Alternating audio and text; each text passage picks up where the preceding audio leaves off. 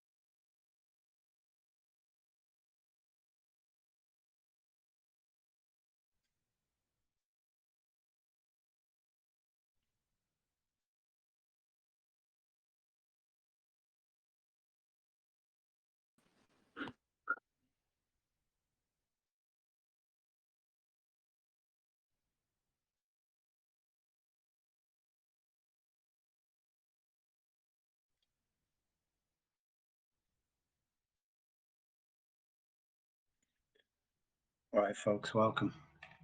Um, as always, voices matter. People here in DAI and across the wider community come from different backgrounds and age groups, perspectives.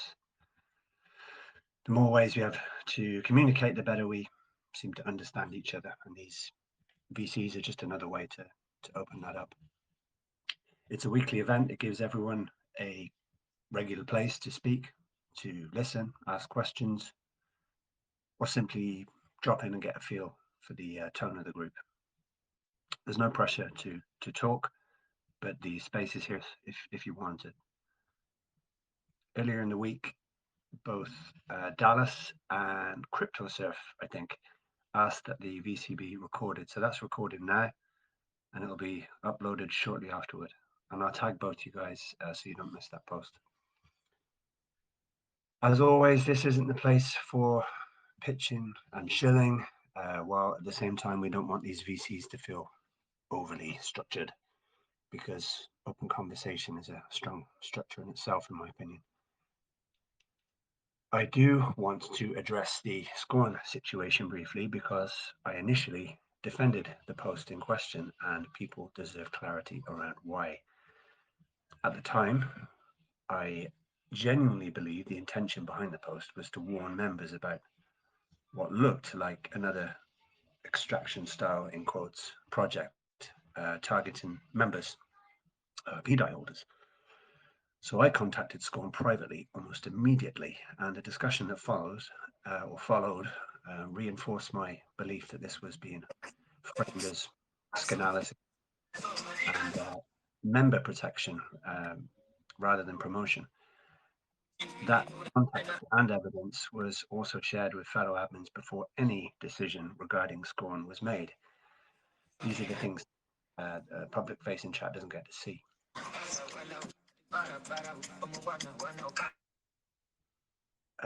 However, things continued publicly over the last couple of days, and the situation became more complicated. Further exchanges and interactions started blurring that line between, I don't know, cautioning people about the project and engaging with it in a way that created mixed signals publicly. Naturally, I think that reignited some skepticism and concern around the approach being taken. Fair enough. So from there, the whole thing drifted away from the original discussion and into friction, I guess. That hostile back and forth, growing tension between prominent members. At that point, the social effects on the wider chat start to outweigh the original discussion itself. I also want to address another point directly. There have been suggestions floating around that admins were somehow connected to the project Scorn had mentioned. That is absolutely not the case. Scorn also had not been an admin for some weeks prior to making the post in question. He actually was removed from being an admin on the 10th of April. Ultimately, this decision came down to the long-term health and stability of the community we've all managed to create. Sometimes that means stepping in before prolonged tension and infighting become the culture of the space. Bottom line, the community comes first.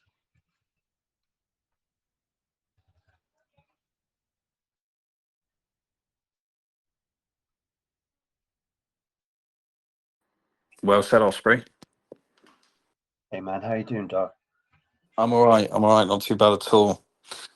Yeah, sun's shining here. I'm on my second coffee. This 5996 stuff that's come out as well, or not 5996. Sorry, we're so used to saying 5996. This new 1967 stuff's quite interesting. So, just trying to get my head around that at the minute. I'll have a look at that myself after all of this. I've not had time with all the other stuff going on. Tired too. There's about 3 days of reckoning with all these mixed messages and stuff, you know. But I think we're past it. I think. Yeah, yeah, absolutely. Good. I think bottom line as well, just if I can weigh in a little bit. Just from my perspective, obviously, everyone knows, as we know, as a blanket rule, you can't really promote any projects other than PDI and any Richard Hart, cause. We talk about cause, but we try to touch on them. No front ends, no mint, no what do you call it, like yield bearing front ends or anything that you connect your wallet to, anything, any projects that are outside of that. We just have a blanket rule that we don't do that.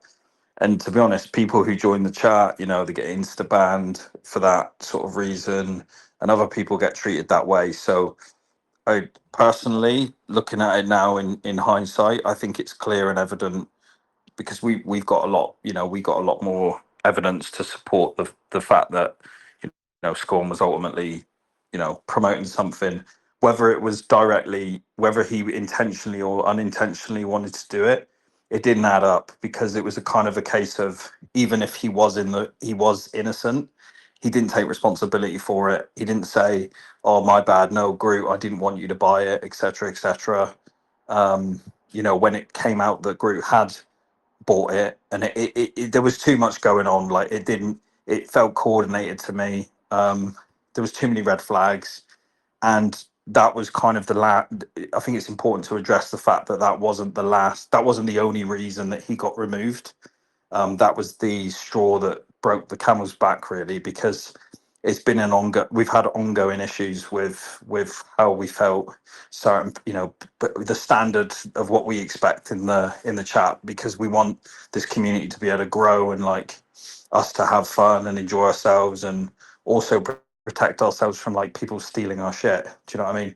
So ultimately we've got to find a balance between, like, having fun and also being, like, a bit of, like, disciplinarians. Although it is only a telegram online, at the end of the day, a lot of people have put a lot of money into this, and we all want to win, and we will aggressively defend that, and work together on that. And you're only as strong as your weakest link, right? So if an ex-admin is promoting something that he shouldn't be promoting, and people are getting wrecked, and him saying, "Oh, well, it's not my fault if people get wrecked, they can make their own decisions," it doesn't add up. It doesn't, like, you can't say I'm taking responsibility and not actually face the consequences of that. So yeah, it didn't add up for me, and that was my view, and I communicated that, obviously. And we've got to, we got to move forward. We've got to keep it going, and nobody should tolerate abuse as well. The personal back and forth publicly with anyone, like, we're not kids. Do you know what I mean? We need to be adults about this. And how are we going to be treated seriously or taken seriously as a chain if we're just constantly no better than the people on the chain that we don't like, right? We have to lead by example. So it's not just about PDI. Do you know what I mean? Because when this thing starts taking off, we get to new price levels, we get to $1, we're going to have the next 5,000 people joining, and we have to sort of iron out these kinks now in anticipation for that. So yeah, it was just an example of how we should move forward, really. Fair play, Doc. Well said. I agree with all of that. We're doing a good job as it is. Like, we manage a lot of, like, behind the scenes, the amount of extractors that kind of try to come in and people masquerading with different what is it, alt accounts and stuff. It's continual, um, but it is what it is. was talking to someone this morning. They said this is a digital gold rush, and it's going to attract everybody. Everybody.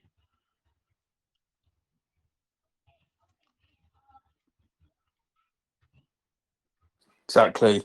I mean, the opportunity is massive. You know, there is no there. We talked a little bit about this, I think, last week actually, Osprey, on the liquidity. And so for anybody who's joining now and who wasn't here, it is real. It is on chain, and you can see that there is literally less than $6 million in liquidity on the total of Pulse Chain, which is one large whale on Ethereum, depending on what sort of cohort you're in. So it's really, really tiny, and it doesn't take a lot of money for us to move the price. If you think about Metcalfe's law, and Somi talks about it, Richard's talked about it, you 2x the users, you quadruple the price. It works the same way with liquidity. It literally it's just a square. So if you're hitting four, you can get like a four times on whatever's coming um, in price movement. So these are the sorts of numbers you should look at. Obviously, it works both ways.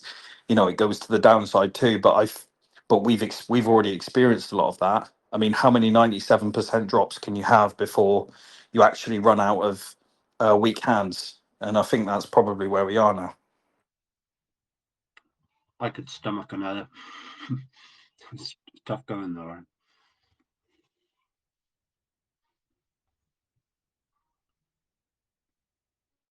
I wonder will Sami join us? Is he active or no?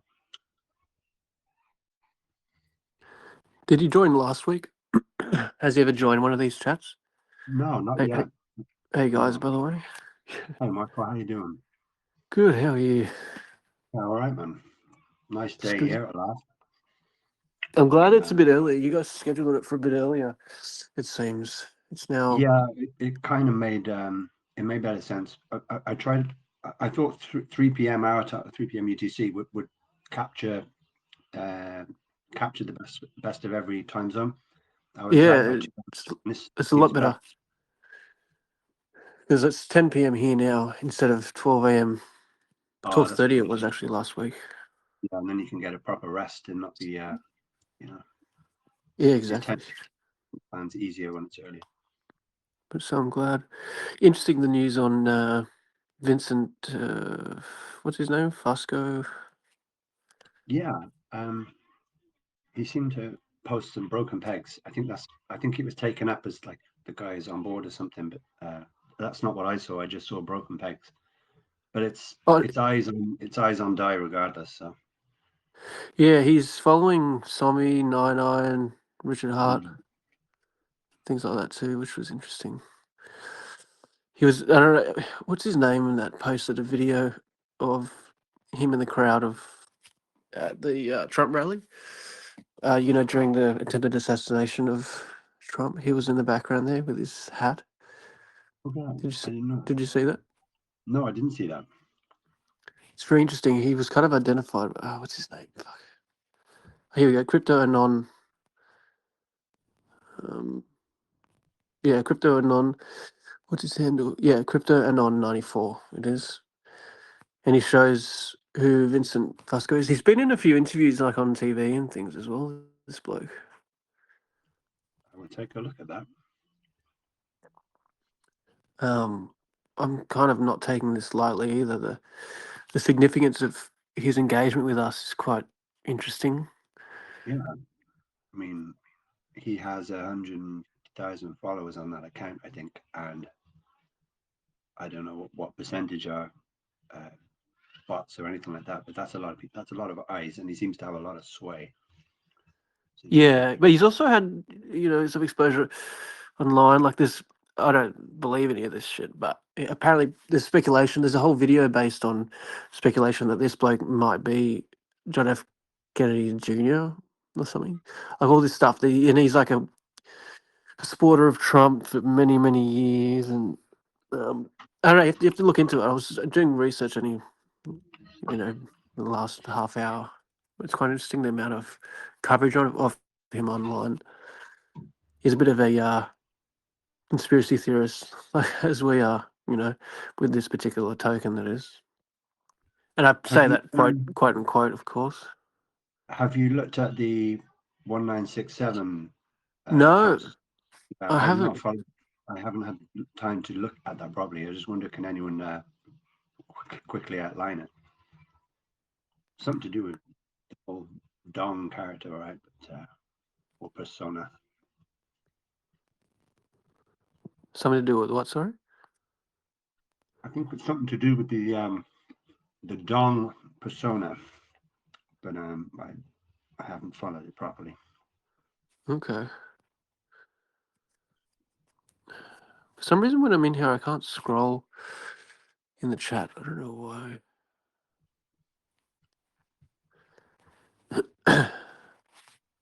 I'm enjoying my breakfast here as I speak, so excuse my manners. No worries. Where are you located again? I'm in Ireland, Ireland. west That's coast, right. You're talking the about west coast. the the transport and the issues with the oil prices over there. The lack of, I should say, lack of Yeah, oil. we don't even have our own offshore oil. It's crazy. Yeah, Australia is similar. Our capital gains tax discount was removed today. Oh, it's just ridiculous. Yeah, Anyway, let's not talk about that. Huh? yeah, for sure. It's I understand that. It's one of those where you don't want to you want to moan about it, but you know that you can't do anything about it. So you're like, oh, fucking, what's the point? Yeah, exactly.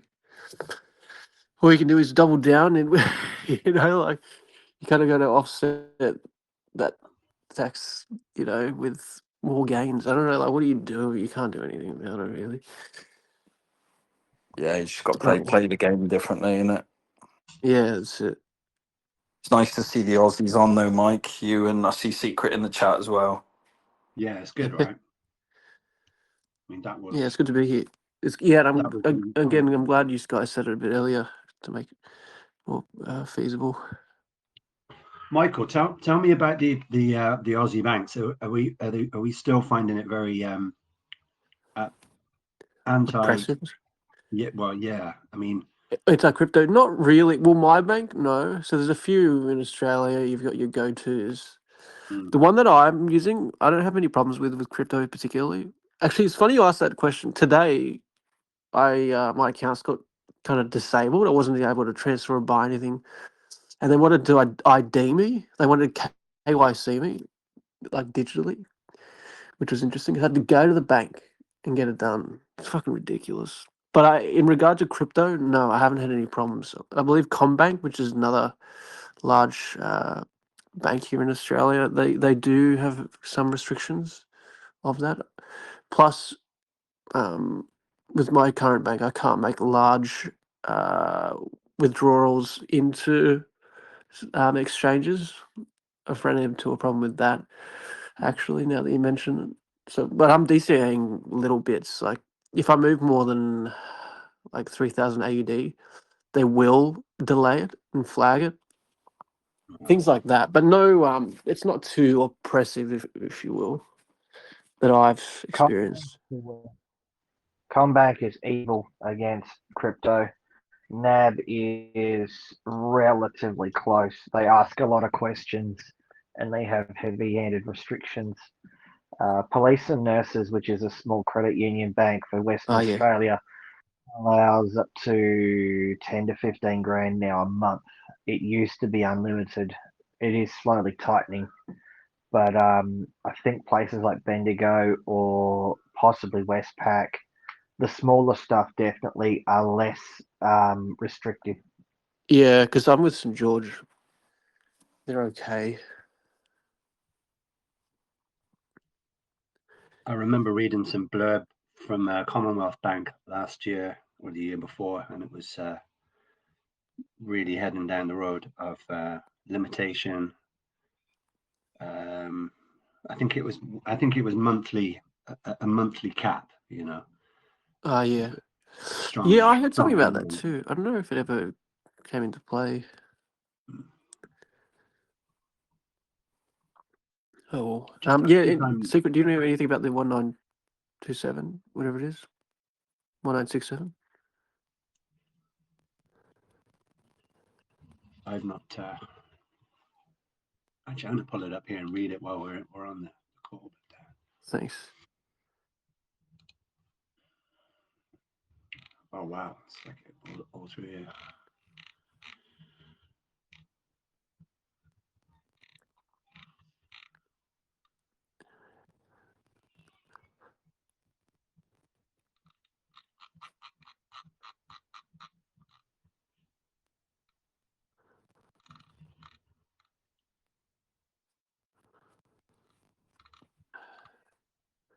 See Han Solo trying to invite Somi. Thanks.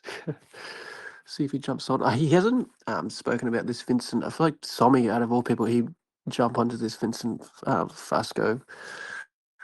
What's his pronunciation? I keep forgetting his bloody name. Anyway, yeah, he'd be the first to jump on that new conspiracy. He And I might say, even be making a video about it. He's yeah, when he gets the bit between the teeth, he'll or produce buying more before he talks about it. I must say, I ended up DCAing more. I was like, when I saw that, I'm like, okay, this is another coincidence. It's quite incredible, seriously. Like, yeah, it's this is plus, it's pretty interesting. low. It looks like it's slowly moving up now, which is nice to see.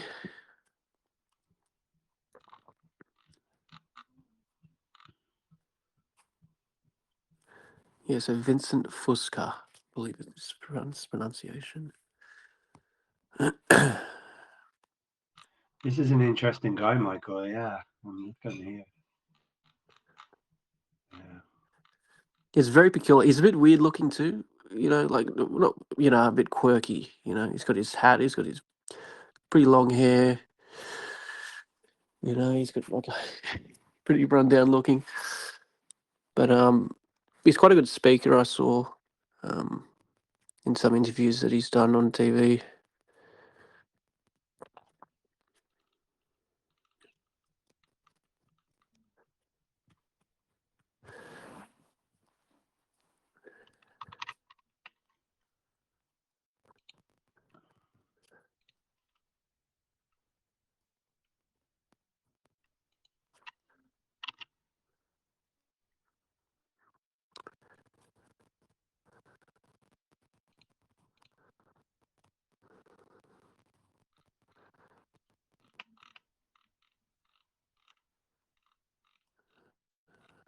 I feel like Freedom 777 knows a little more about the 1967 Oh yeah, angle. He's because he met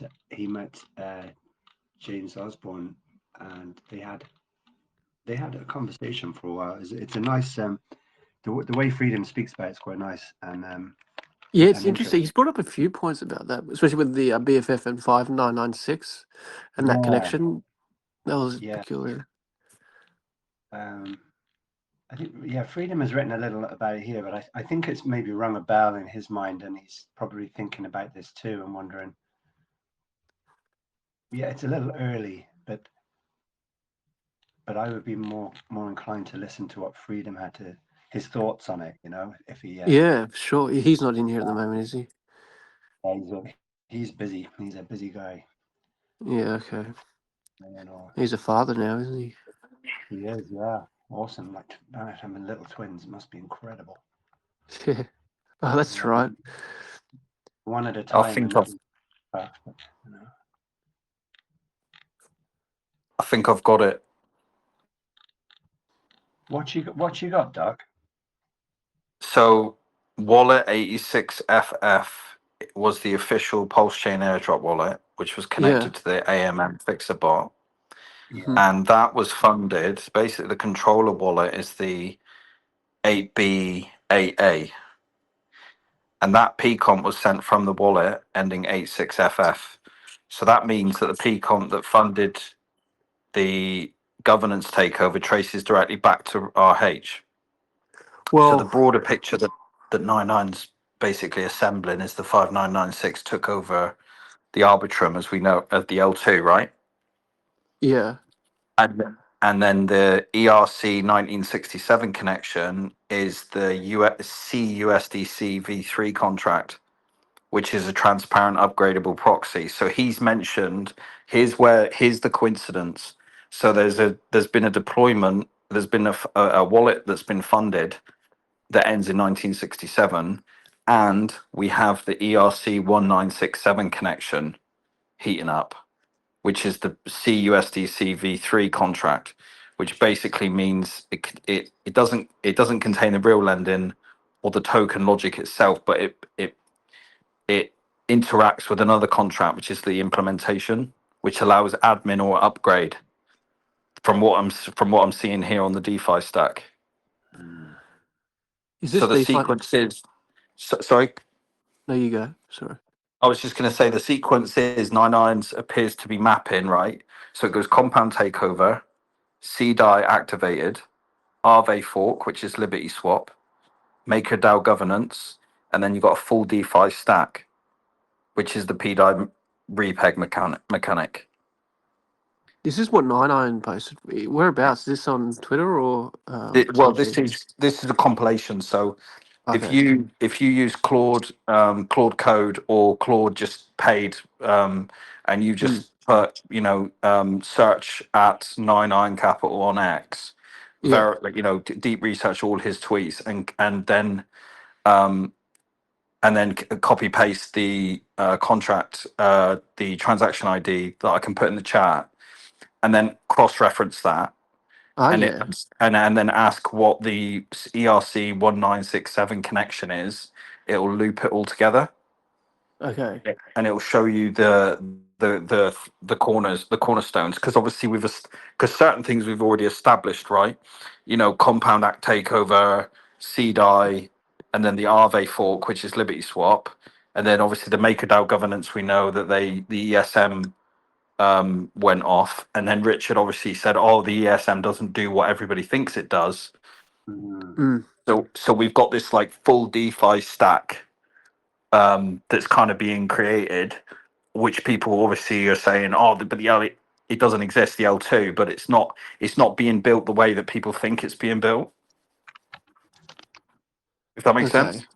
But yeah, if you can, let me send you the transaction ID, and then you can see what I mean. But yeah, that's the coincidence here, is that it's 1967 wallet ID and 19 ERC 1967, which is the type of which was released in 2019 with Ethereum, right? But PulseChain's only just got it.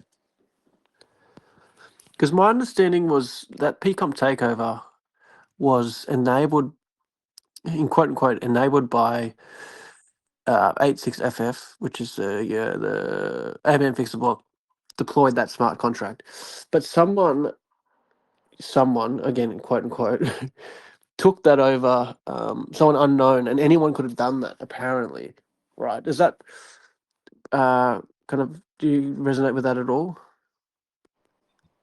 What The idea? can you say that again? Sorry, I was reading the doc No, that's thing. right. So basically, the PComp takeover was made to look nefarious, right? It appeared to not be like anyone could have done it pretty much if they had the right amount of PComp at that right moment. Almost like finding Yeah, a key to a Lamborghini hidden in a place that only one person would know. Do you know what I mean? That's how yeah, I kind of understood that takeover.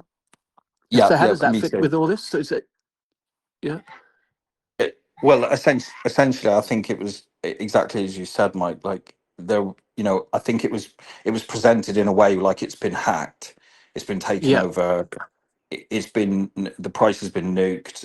We've lost yeah, control of Compound. Richard has supposedly lost control of the chain ultimately, because the only way you would do that is if you had you'd need, it's like the keys to the castle, right? Compound, yeah. MakerDAO, everything, because the Exactly, whole exactly. decentralized.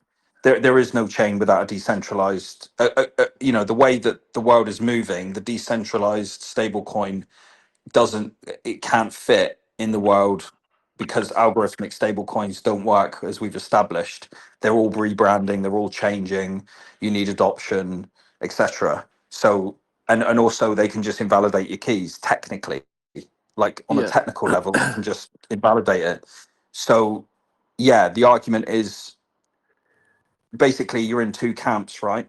You can either think, okay, Rich has lost complete control of the chain and the whole thing's failed, or he still remains in control, and then in which case he has to have orchestrated the Vietnam guy, the P Dong, and all that, and then the Mm. link that Freedom established today between meeting Maria or James Osborne in person, and then telling him about all these Vietnam leaders that happen to be called Dai and Dong and obviously the currency and all this sort of stuff. Do you know what I mean? Like Yeah. like it's just it doesn't you know what I mean? Because then I suppose you could argue there's a middle camp where you're like, oh no, Rich has lost control, but he's lost control to Maria. But then you would argue, but why did Maria FUD Pdi then? Because if he was in control, wouldn't he just constantly extort that process? Do you see what I'm saying? So like, whatever mental model you sort of subscribe to, they don't add up. They don't add up No, accordingly. exactly. And there's No, too I much agree. evidence. There's too much evidence. I mean, on chain, it's interesting. Also the fact that Nine's never changed his obviously he's made iterations along the way and admitted fault where he made fault technically and said, oh no, that wasn't what I thought it was, but he's never really detoured from the pursuit of finding out what this is. So that's key too.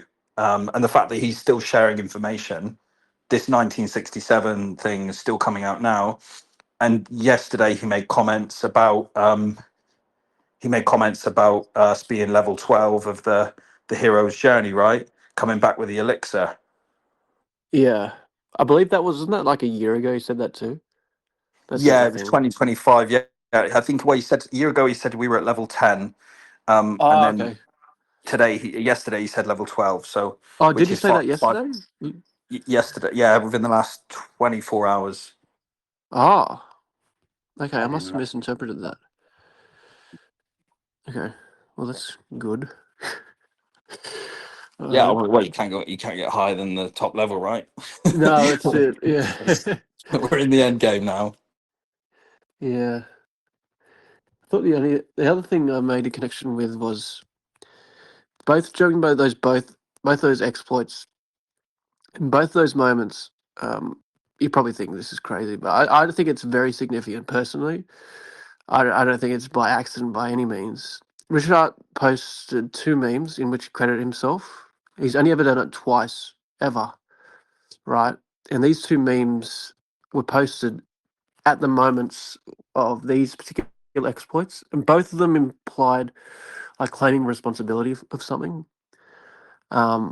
The extractor meme, for example, like that was obviously that contained other crazy shit like the 414 mentioned at the bottom right of the screen and things like that. Anyway, but he credited himself at the bottom right corner of that meme. I know you remember that too. That was another piece of the puzzle in that image. And that was, during the P maker exploit. And then secondly, when PCOM was taken over, he was also happened to be making memes during, oh, okay, no. yeah, he made another meme, credited himself again on this second occasion. Again, this is the only two times in which he made a meme, a custom meme, and credited himself was during that second protocol takeover, which is the PCOM takeover. And that second one was interesting because he posted. You have to go to my profile on Twitter because I have an image of it. But it's basically from a scene, and in that scene of Breaking Bad, it's the main character saying, I'm not in danger. I am the danger. I am the one who knocks. Like that was the scene that he quoted. Um, but it kind of like it kind of implies that he, in my view at least, he's saying that he is the one that's exporting it. You have to check my tweet. I'm Yeah. not kind of explaining it very well, No, but I no, I thought that hear was that. very interesting. That is interesting. It's reminding me of the anagram as well. I don't know if did you ever see the anagram? Um, the post where he put about the extractor and all that sort of stuff.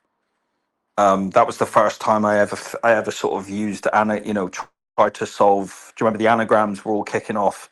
I think that was one of the earliest versions. And I take credit and blow my own trumpet here, but I was the one that What sort was of the anagram for? filtered Like, the anagram. I'll have to get a yeah. picture of it. But Okay. it was the black and white image of the guy sort of at the computer, like sort of shouting, Yeah, yeah, like the extractor kind of. yeah, I am yeah. the extractor.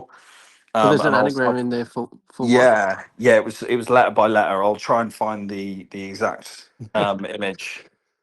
It's insane, isn't it? The amount of depth that their team has gone into. Seriously. Well, I do find it interesting that a lot of one thing I do find interesting is the not so much the anagrams, because the standalone anagram is one, but the fact that we've had multiple anagrams that have made up messages which do directly pertain to PDI. That's what's getting me. Like, but a lot Interesting. of the ones that aren't like letters, you know what I mean, is like Yeah. ones that actually fill out, like spell out full sentences that actually coherently make sense. It's not like, oh, that, oh, but we missed out a letter here, that doesn't, that fails, kind of thing. Yeah. I must say the anagrams don't really resonate with myself as much compared to other findings, which is kind of it's interesting because a lot of these findings like that would resonate with yourself more than me, and then vice versa. Like maybe something that I find kind of significant, you'd probably find less significant, which is pretty normal. But I don't think it's an accident that there are all these different little clues that could cater to very particular people. Do you know what I mean? Like there's some things that I've Yeah. found I'm like, yeah, look, it's plausible. But there's other things I've found I'm kind of like, yeah, well, 100%, which another person would be like, yeah, it's a stretch. But then you kind of look at the probabilities and it's pretty low. Yeah,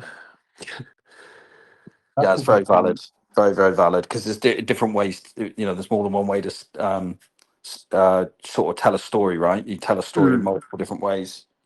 Yeah, exactly.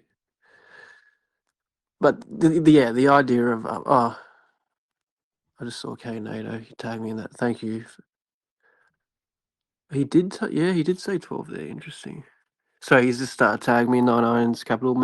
He's mentioned of we're at phase 12, and he said that recently.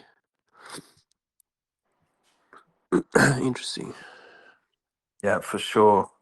I think somebody asked ten or Sands. I think you asked me about Arbitrum. Basically, Arbitrum essentially in the context you mentioned, what's the Arbitrum thing for? It basically refers to the P Arbitrum token, which is the ARB. That's the forked copy of Arbitrum's governance token, that basically landed on PulseChain when it launched. So the 5996 wallet, which is taking over and upgrading the reason it matters is because it's basically an upgradable proxy, ERC again 1967. So whoever controls that admin can basically point it to new logic, which is pretty exciting, because you can basically reprogram how the token behaves. And the most interesting part is that could mean activating transfer functionality, which is essentially what Richard was talking about in his video when he said, I've got a way that I can transfer value, but I'm not going to reveal all my tricks at this point. So yeah, you can change the mint, the burn mechanics. You can wire it into a broader DeFi stack. There's loads of different sort of weird, like intricate things you can do with it. And it connects to PComp, it connects to PRV, it connects to PMaker, because obviously you've got Maker DAO governance, right? You've got Aave, which is your lending infrastructure, and then you've got your governance utility layer, which is your Arbitrum. And then Comp controls the compound lending markets, which activates the CDI collateral, right? So they all work together. They all have their individual use case, and they comprise a DeFi stack, which ultimately creates the peg. Interesting. Yeah, I have to do more digging to probably understand all that. Doc, the I call the visual cues, the play, the continual play on words, the visual cues, everything. all these little indicators over time, they really do. You can find yourself you think you're looking too hard into something, you question yourself, but when you step back a bit, and even in hindsight, you look back at some of these things, it hits you for six again. The consistencies start to reveal themselves. Those visual cues, especially, are designed to attract certain. We all have our abilities, you know. Some people listen very, very well. Some people spot patterns very well. Some people are like really quick to research things as well. You see that in chat a lot. Some people can pull up an explanation instantly.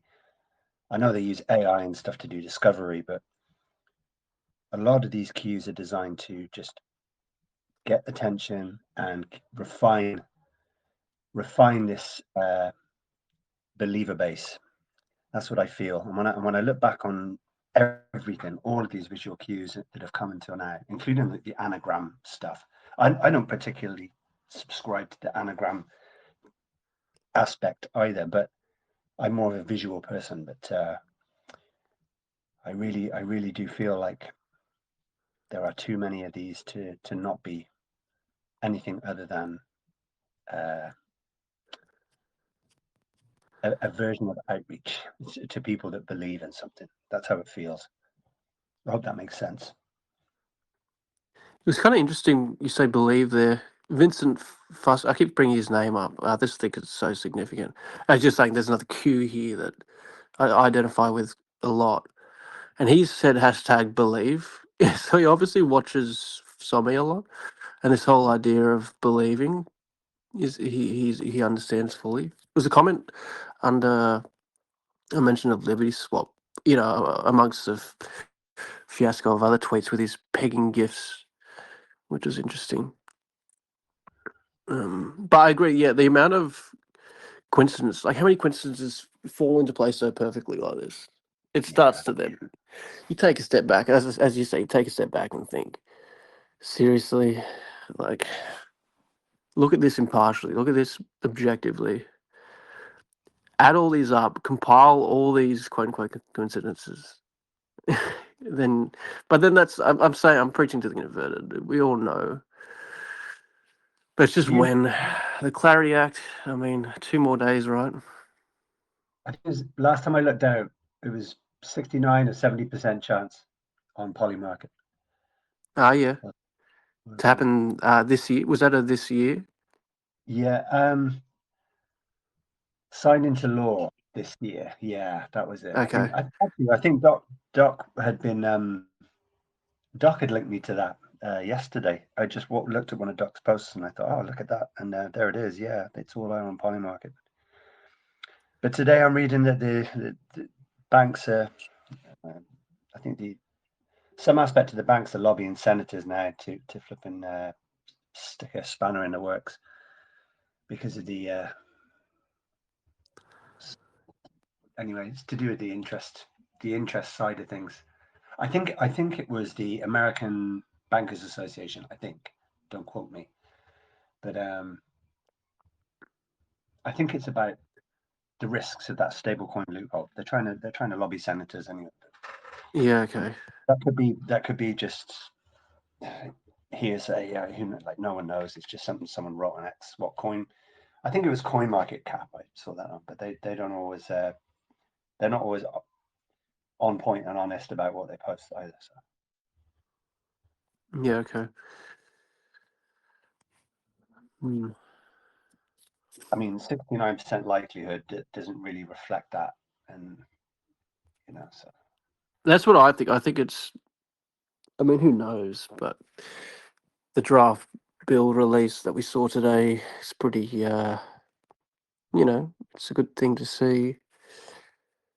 It's ever so promising. I haven't been this excited about the short to midterm future. Like this is a pretty good space and time we're in right now, I feel.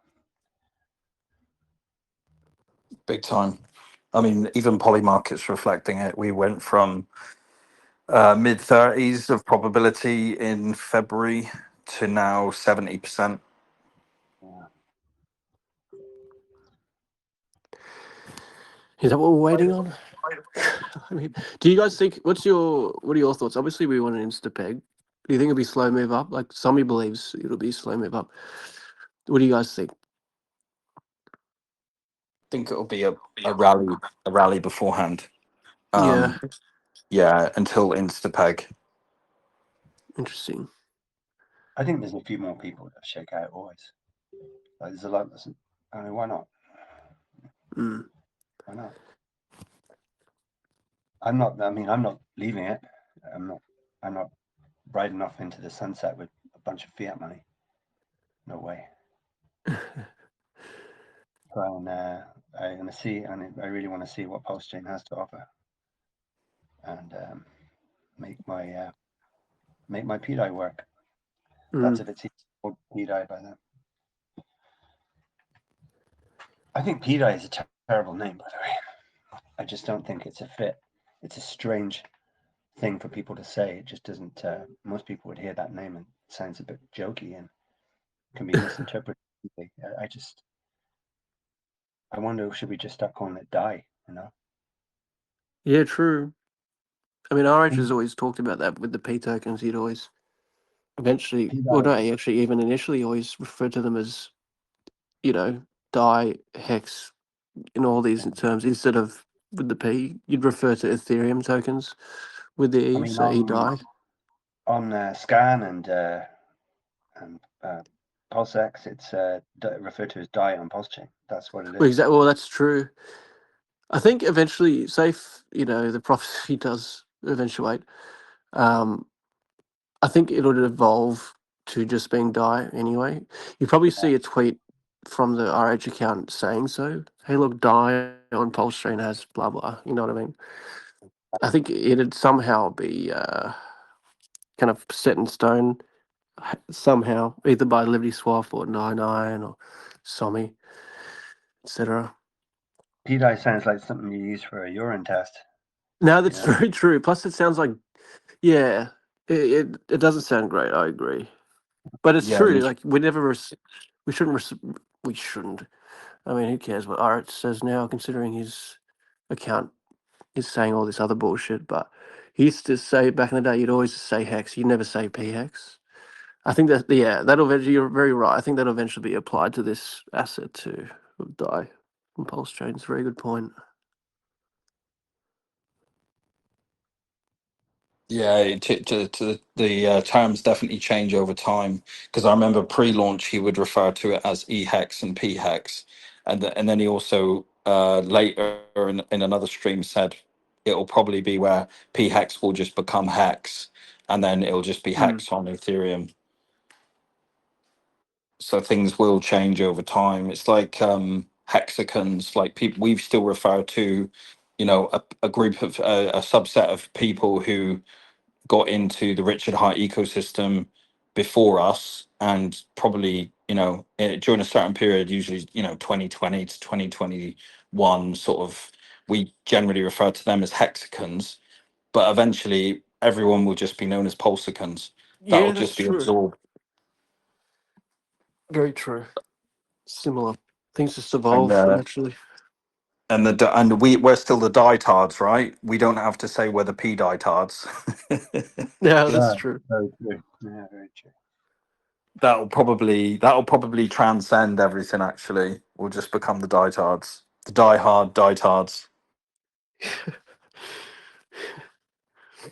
That's I mean, even the Die Hard film. I mean, there's just so much lore, mate. I mean, are we gonna?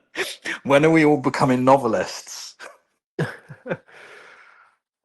It's Very unreal. true. It's unreal. But yeah, that 1967 is very interesting. 67 is Maybe very we'll share something interesting. in the main chat. I do find it interesting as well because obviously, I mean that in itself is a signal because that address has been it appears to be generated because you can obviously generate wallet addresses now where you can customize the end Can you? characters. Yeah, That's very interesting. That's extremely interesting. Considering, how Freedom spoke about this too, how BFF, the token of Maria's BFF, it does it start with or ends with 5996 as well, which of course is the extractor wallet's address. yeah. Hi guys, can you? Hello, mate. Hello. Hi. Probably a silly question, but how do you guys know that PDAI is actually pegged? Is it just all of a sudden PLS folio is going to say, boom, it's worth $1? Like, does anyone know how you know that PDAI is actually pegged? I mean, the Oracle will come back with a dollar value. Plus, of course, I mean, it'd all be a test. It'd be a testing phase too. You'd price it against other things and confirm that it'll actually exchange for another asset at the value you expect. I don't know if I'm best to answer that question, to be honest, but Well, I think you answer it well, Michael. I think that's how I see it. Okay. Thanks. I'm not very familiar with it, so sorry, it's a silly question. not a silly question at all. I think it's good. It's a very good question because you'd also need price doesn't matter. Like we saw, and I say that. Let me explain. Liquidity is what matters, right? I mean, your price could say whatever you want it to, but you got to have liquidity provided in order to realize that price. It's like what we saw, another coincidence on the trading view. I don't know if you guys were seeing how there were price glitches, and we saw PDI priced at 3 cents a few weeks ago for 15 minutes or so. Like that Oracle reading was 3 cents, right? But you couldn't get it for that through the liquidity pools. Well, I don't think you could. I couldn't. So that's just an example of how you need that liquidity to back the Oracle reading. Yeah, Thanks very much. no worries. Are you Aussie, Tino? Yeah, I am. Yeah. G'day. Sydney? Yeah, I watch it. Oh well, I don't think I'm going to worry about it until 2027 anyway. So Yeah, true. we'll just hold. I think all the gains will happen. Like if there's going to be any big gains, it's probably going to happen in 2027 or 2028. So got a bit of time to wait. But yeah, hopefully our dreams come true. Yeah, fingers crossed. There's no such thing as a silly question either. All people that aren't asking questions are that's the silly approach, So fair play. We're Ask also, any. yeah, that's the thing. I'm not by no means an expert in this, and you tested my knowledge, that's for sure. There's also a good argument just to say nobody knows, because I think there's an element of this of real world testing, Good stress point. tests and systems, because I mean you can't. I know, just like a real world comparison, like trying to get rockets into space. Everyone comments on how many rockets blow up, but like, how do you think you get rockets into space? Is by testing, seeing what blows up, what doesn't, and then refine it and get it right. So you have to do real world testing, and it's the only way to know, I feel. Yeah, 100%.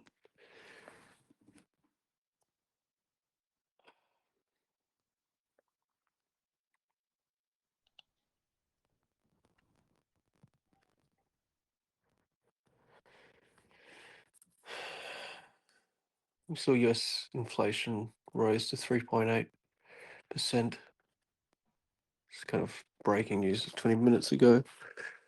Higher than expectations, which is interesting. It's not what we want to see, but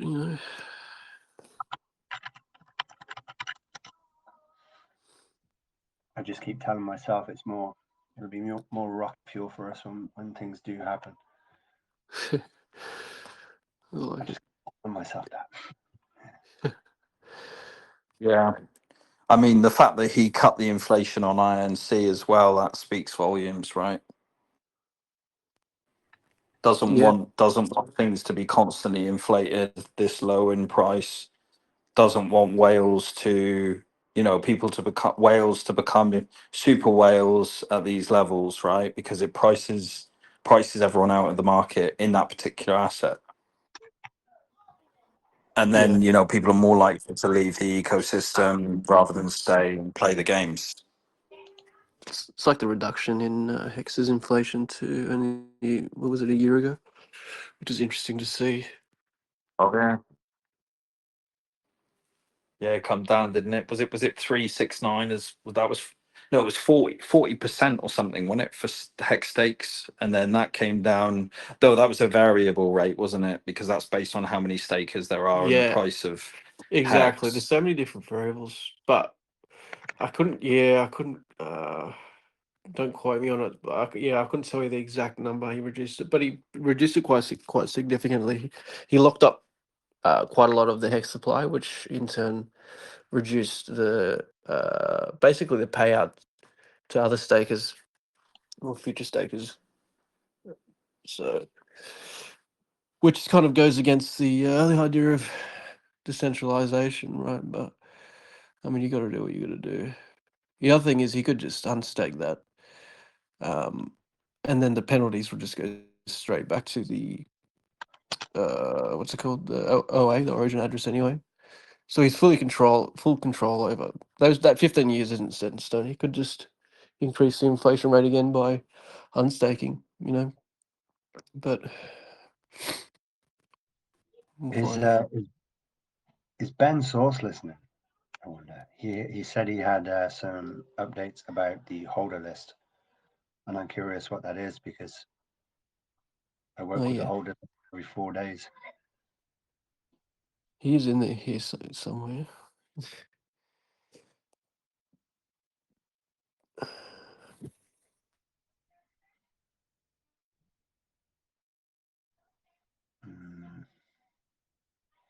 Yeah. Hop on, Ben, if you want to have a chat about it. Sounds interesting. No pressure, though. No pressure.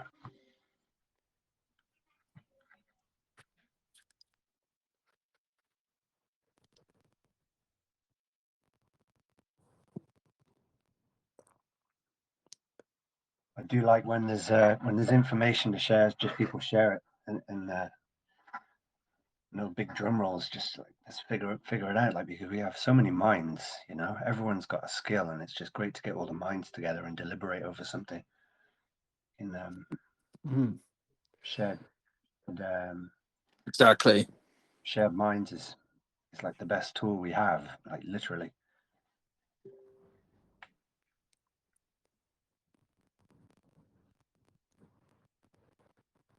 Yeah, I find it very interesting that the 5996 wallet directly funded the 1967 wallet, which is ultimately the master, so to speak, wallet of this infrastructure that's being built. Obviously, when we say infrastructure, that encapsulates all, everything on the chain. But when I mean that, I mean specifically for PDAI.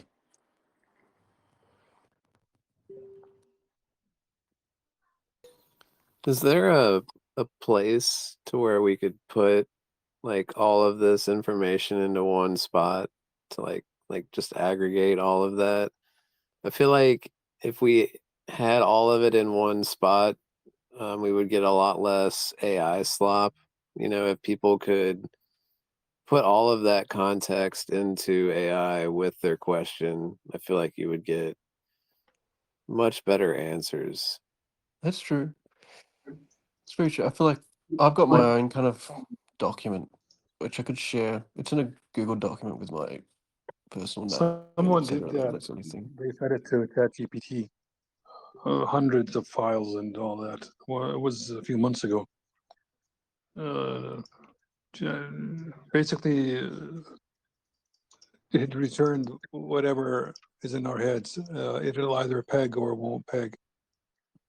That's basically what he got from hundreds or thousands of files. I don't remember. He was in the PDAI main chat.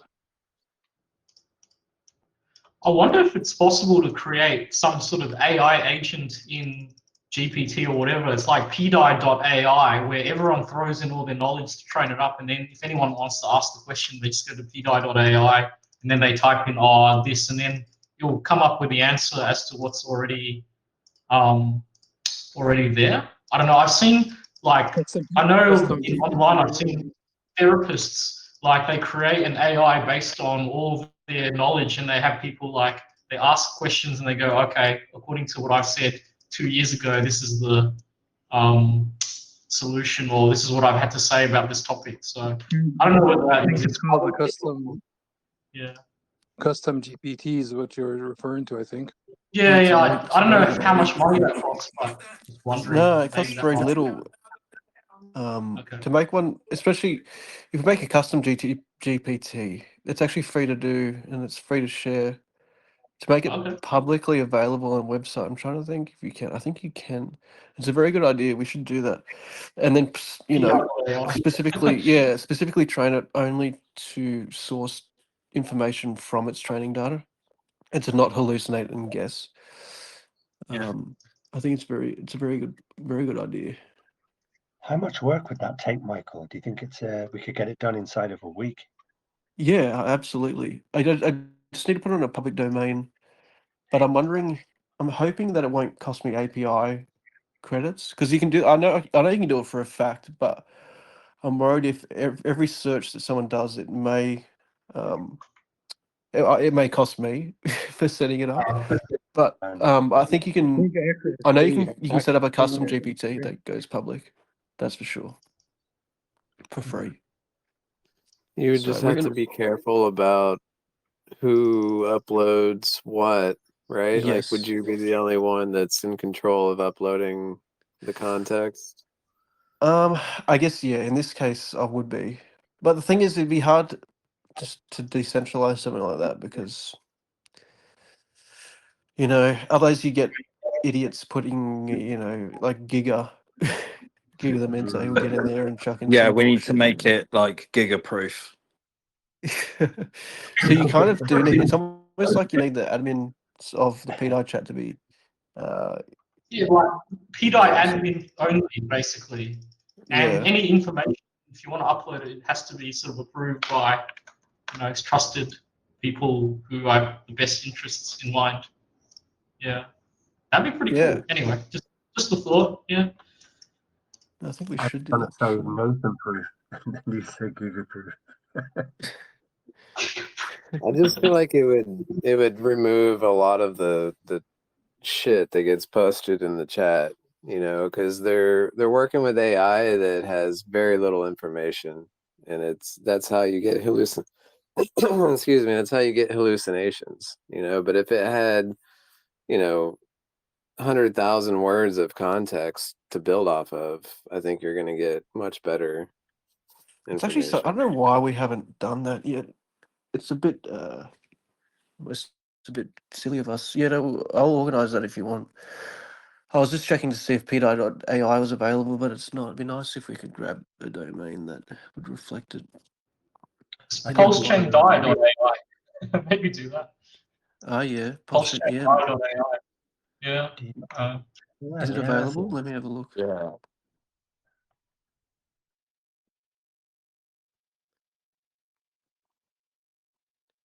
I'm happy to buy it. Just don't tell the world about it before I do. Yeah, I think it is available. Because I can build it fairly easy with Lovable. Like, how it's so easy to build websites nowadays with AI. Yeah, live with me, guys. If you're happy for me to get in there and do it, I'll buy the domain and organize that. Yeah, just let us know how much it costs and stuff. Maybe. Yeah, if it's only going to cost me, Yeah. if it's only going to cost me $20 a year for the domain. See what it I should be posted fine. in the chat. Yeah.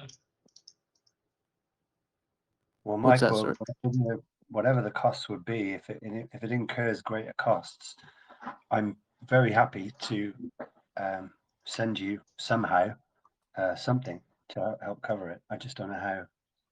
No, okay, yeah, thanks. PulseChainDAI is available, but it is 128 AUD, so it's about 100 USD. to get Okay. that. But maybe there's some shorter ones. Like, what if we just do? Because it doesn't really matter if it's the exact. Like, what if it's just PLSDAI.ai or something like that? You know what I mean? Yeah, I that's do. fine. Like, no, we're not gonna be fussy about it. It's fine as long as Yeah. But people I find it. do agree. I do like PulseChain. Fuck, all the AI ones are $128. Pricks. Yeah. It's niche, niche as fuck now, isn't it? Yeah. Or maybe .info or something like that. They could Maybe do if PulseChain. that's cheaper. Could do PDI bot. .info Yeah. or something. I see what you're saying. Yeah. Yeah.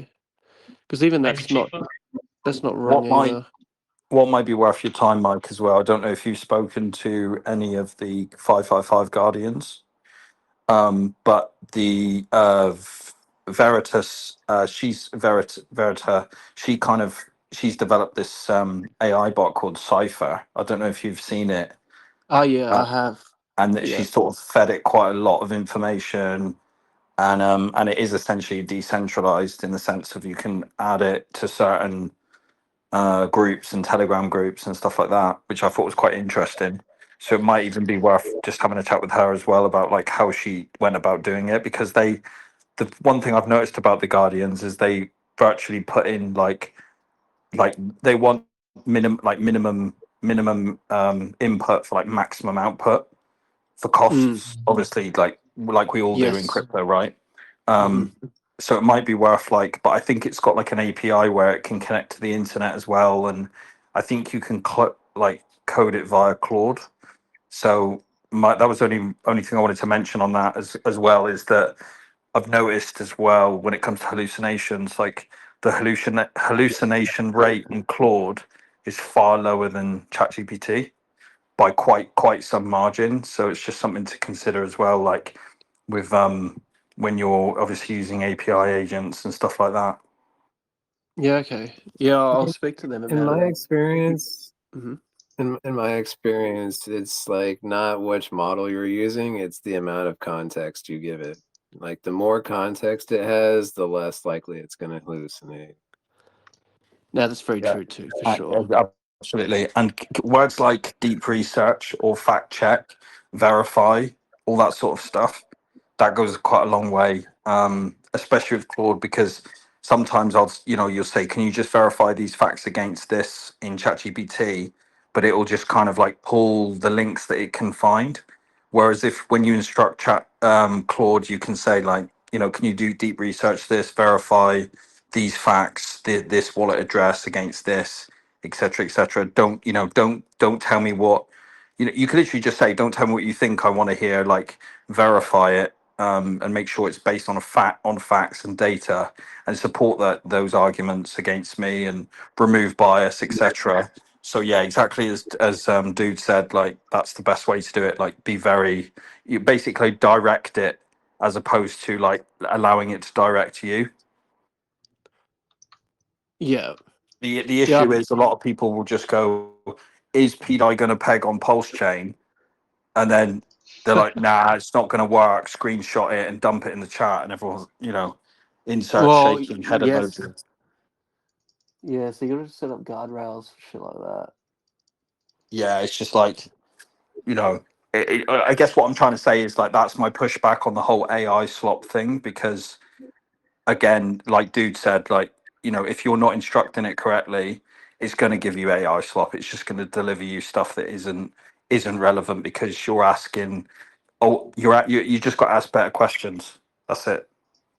Yeah. I don't think that causes any more controversy than there already is. Like if AI says, "No, this is crazy, it's never going to work," then there's already people that think that. It's like the believers are already, I don't know. Like you already have people that believe and then people that don't believe.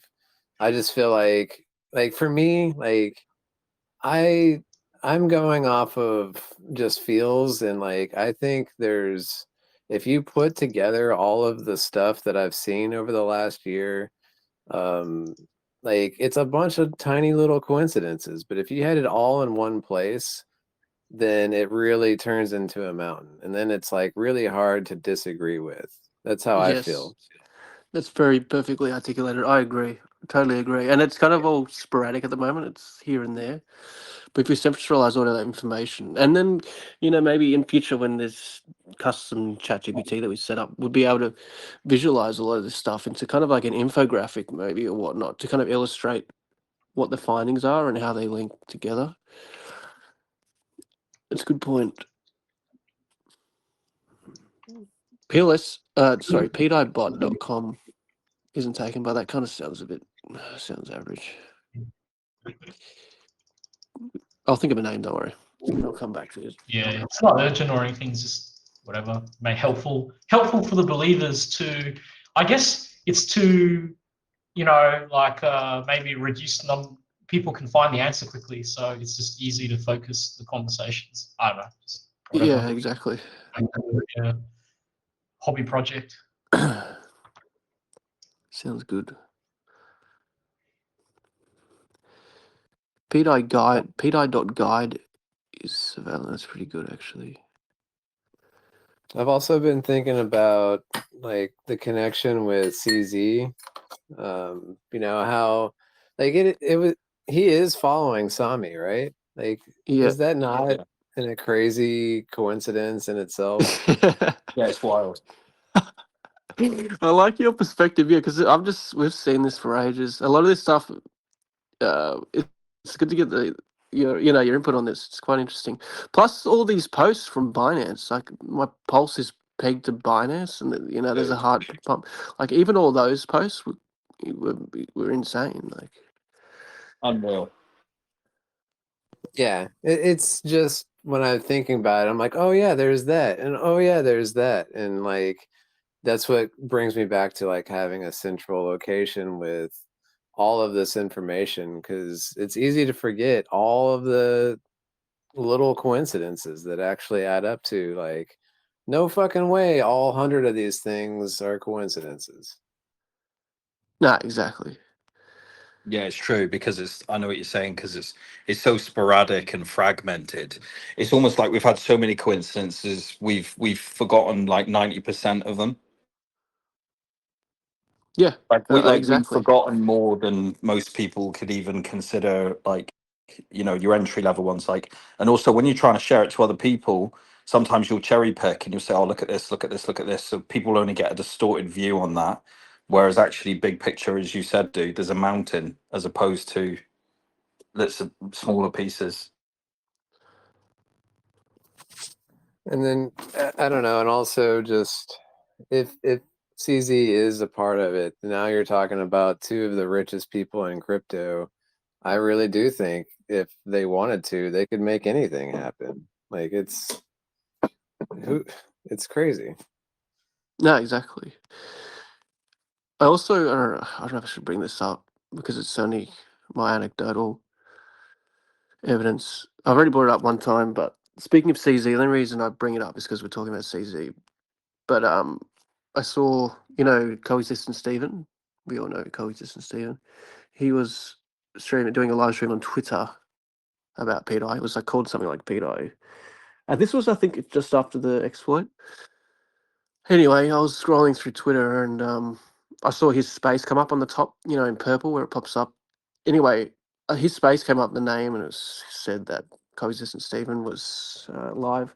Anyway, and then you know how sometimes names will come up and overlay on top of it that same pill, if you will, that same notification. It will say username is listening. Anyway, I know what I saw. You can believe me if you want. I don't, I don't care, but I know what I saw. This is why I'm personally so convicted as well. Is I saw CZ_Binance. It was definitely his username. Is listening, and then it faded away, and then it was Coexistent Stephen's space. And I panicked, and I just clicked it. I'm like, no fucking way. I clicked it, and it opened up Coexistent Stephen live. Anyway, and then it exited out to try and capture it on video, like a screen recording, and it was too late. But again, I have proof of this, and you can believe me if you want, whatever. But I know what I saw, and I saw him listening to that PDI space, 100%. And I thought that was just another piece for me personally to use as a conviction piece. Anyway, I thought I'd share that.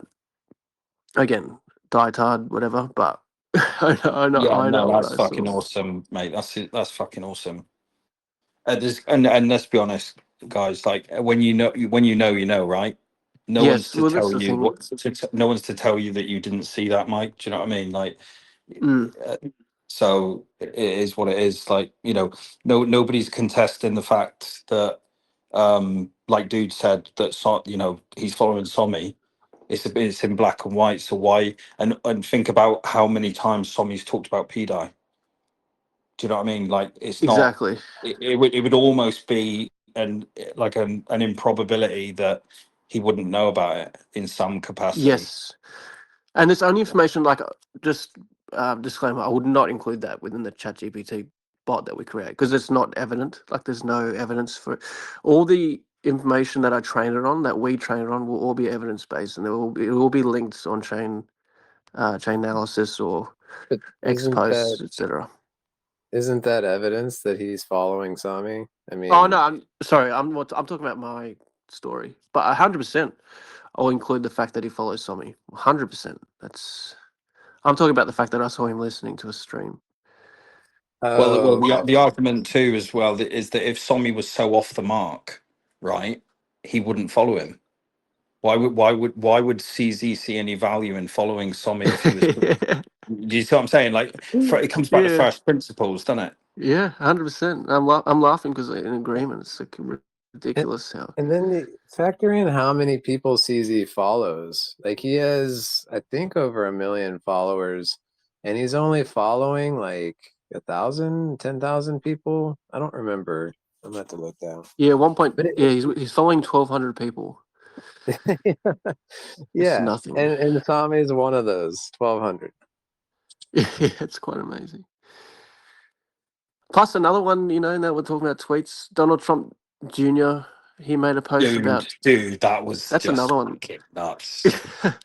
That one gets me. Like, I'm like, not only who hacked, like, even if you go down the argument of, he's been hacked, right, which is obviously the Yeah. narrative that everyone's bought. It's like, yeah, but why would anyone hack him and say that? Like, what you I like, of all things know. you could do, and why would you go after that account? Yeah. Did you hear about that dude? No, Question, I'm pulling up question the about the laptop. Donald Trump. Question about the Donald Trump. Did Donald Trump Jr. actually say, "Hey guys, my account was hacked"? Ignore No. this comment. So he never No. actually denied. He never actually agreed or denied that he was hacked. He never actually Yeah, not that I saw. confirmed. No. Anyway, there's questions Wow. about what he said. He said something like, and this isn't verbatim. Correct me if I'm wrong, right, Dr. Pego or whoever else is there. He said something like, "I'm going to burn the SEC once I become president. Like all power Yeah. to Richard Hart." I said something like that. Yeah. Wow. Yeah, I mean, usually if someone's Twitter account got hacked, they would usually say, like, when all these DeFi protocols or people's Twitter said, they would say, like, "Hey guys, my Twitter got hacked, and we're strengthening the security." But the fact that he did not actually say that is, No, he didn't I think, acknowledge in it. Not itself, that I can recall, at least. yeah, that in itself, it's not, it's quite telling in that fact in itself, even though obviously the amount of weight you give on that is, your opinion and so forth. But I was, if that's what happened, then that actually is quite telling. The fact that he did not specifically say, "Oh shit, I got hacked." Yeah, because usually you would say that if you were like someone as important as Donald Trump Jr., if you're not some like random off the street, like you would try to clarify things and stuff. But anyway, that's my sort No, of waiting. I agree, Personal 100%. Yeah, It's so tricky, yeah, especially considering it's a crypto tweet. Like it could be a pump and dump. Who, for all he knows, if he didn't know who Richard Hart was, yeah. so an I think, acknowledgement of that. yeah. I mean, even if he was hacked, you would think that the person who is able to hack him is either extremely smart or connected to Donald Trump Jr. himself, or both. Like that's another layer of speculation, of course. But Yeah. um, Plus, he's yeah, used Trump's lawyers that Trump has used in the past for the SEC. oh That's yeah, another connection, which was interesting. yeah, yeah, Now you've got the Vincent Fusca Fusco, however you pronounce it, that connection with Trump. Because Yeah. I did some research about this Vincent bloke, Fair and enough. apparently We're he's all had telling conversations with Trump. Very brief conversations, but there's no Fair evidence that he has a direct relationship with him. we're all turning into Ciceros now. Like we're going into Cicero mode, like full rabbit hole. I like it though. I do like it. That in itself is a very interesting part of the PDI journey. Is just the rampant speculation, which actually has a hint of reality, not Yeah, no, like fully exactly. wild speculation with a degree of plausibility. Yeah, exactly. That's Yeah, fascinating. yeah.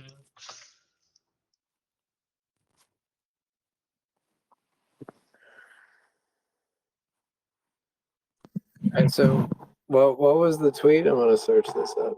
No, it's gone now, but just look Yeah, up. yeah. I've just posted it in the main chat if you want to Nice. see it.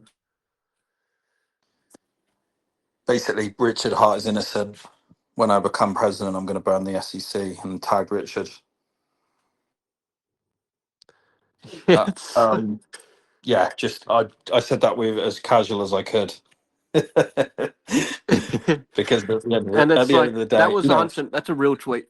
Wait, I saw it with it's a my real own tweet. eyes. Yeah. Yeah, Oh, but it's been deleted since then. 100%. Yeah. He deleted it.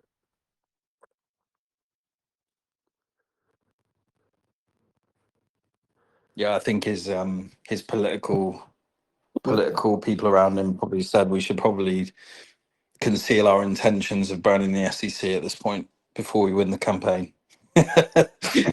This tweet before You know, he won the case. Funnily enough, like someone like Donald Trump and Donald Trump Jr., they would have an interest of PDI pegging because they've been cancelled by the TradFi so many times. Like they would have a big interest in having PDI pegged so that they can, how they make money off, Polymarket and, I'm kidding, I'm half joking, lots of big bets on Polymarket. Somehow that money's got to go somewhere. Yeah. Yeah, big time. I think they're proponents of it. It's a lot of without getting into the weeds of obviously political policy and all that sort of stuff. I think one thing we can probably agree on with is a lot of these people prioritize freedom, right? Freedom, capitalism, freedom to freedom of movement, same as Richard, freedom of commerce, all that sort of stuff. Just having that freedom to build your own businesses and strive for personal excellency, whatever it is, professional. And yeah, PDI enables that because cross-border payments, all that sort of stuff. Which I mean, PDI actually, if we did step into the policy for a second, PDI does align with a lot of the ethos of the current administration, right? Because they are very pro crypto. They do see the faults of the current TradFi and the banks, right? And they've been very open about it in public and say, look, Bitcoin is the future. We want to make the America the epitome, and the central hub of cryptocurrency. We want to lead the market. We want to be ahead of the curve, which is obviously a complete U-turn to the previous people that were in charge, Gary Gensler and all that sort of stuff. So it was like I felt like, well, America was falling behind so much, and then obviously Trump and all that came out the gates swinging. Even if it was initially just to win votes, the bottom line is they have stuck to that policy and they have pushed it. And now we're 2 days out from the Clarity Act being, met for the markup date. Then it goes to Senate. Then he signs it. I mean, boom, you've got your not only have you got your bull market, but you've got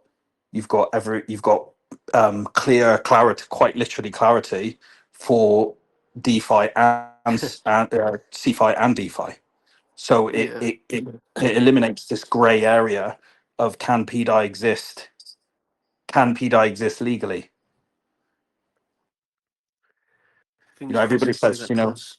it is decentralized finance. It can, global, etc. But when you've got the backing of the Clarity Act as well, you know, sky's the limit then, because you don't have to worry about these blowbacks. You don't have to worry about, you know, Interpol, Europol coming after you fraudulently. You don't have to worry about the SEC. You don't have to worry about all these different entities sort of trying to take you down because what? Because you want to help people and you want to build build decentralized financial systems.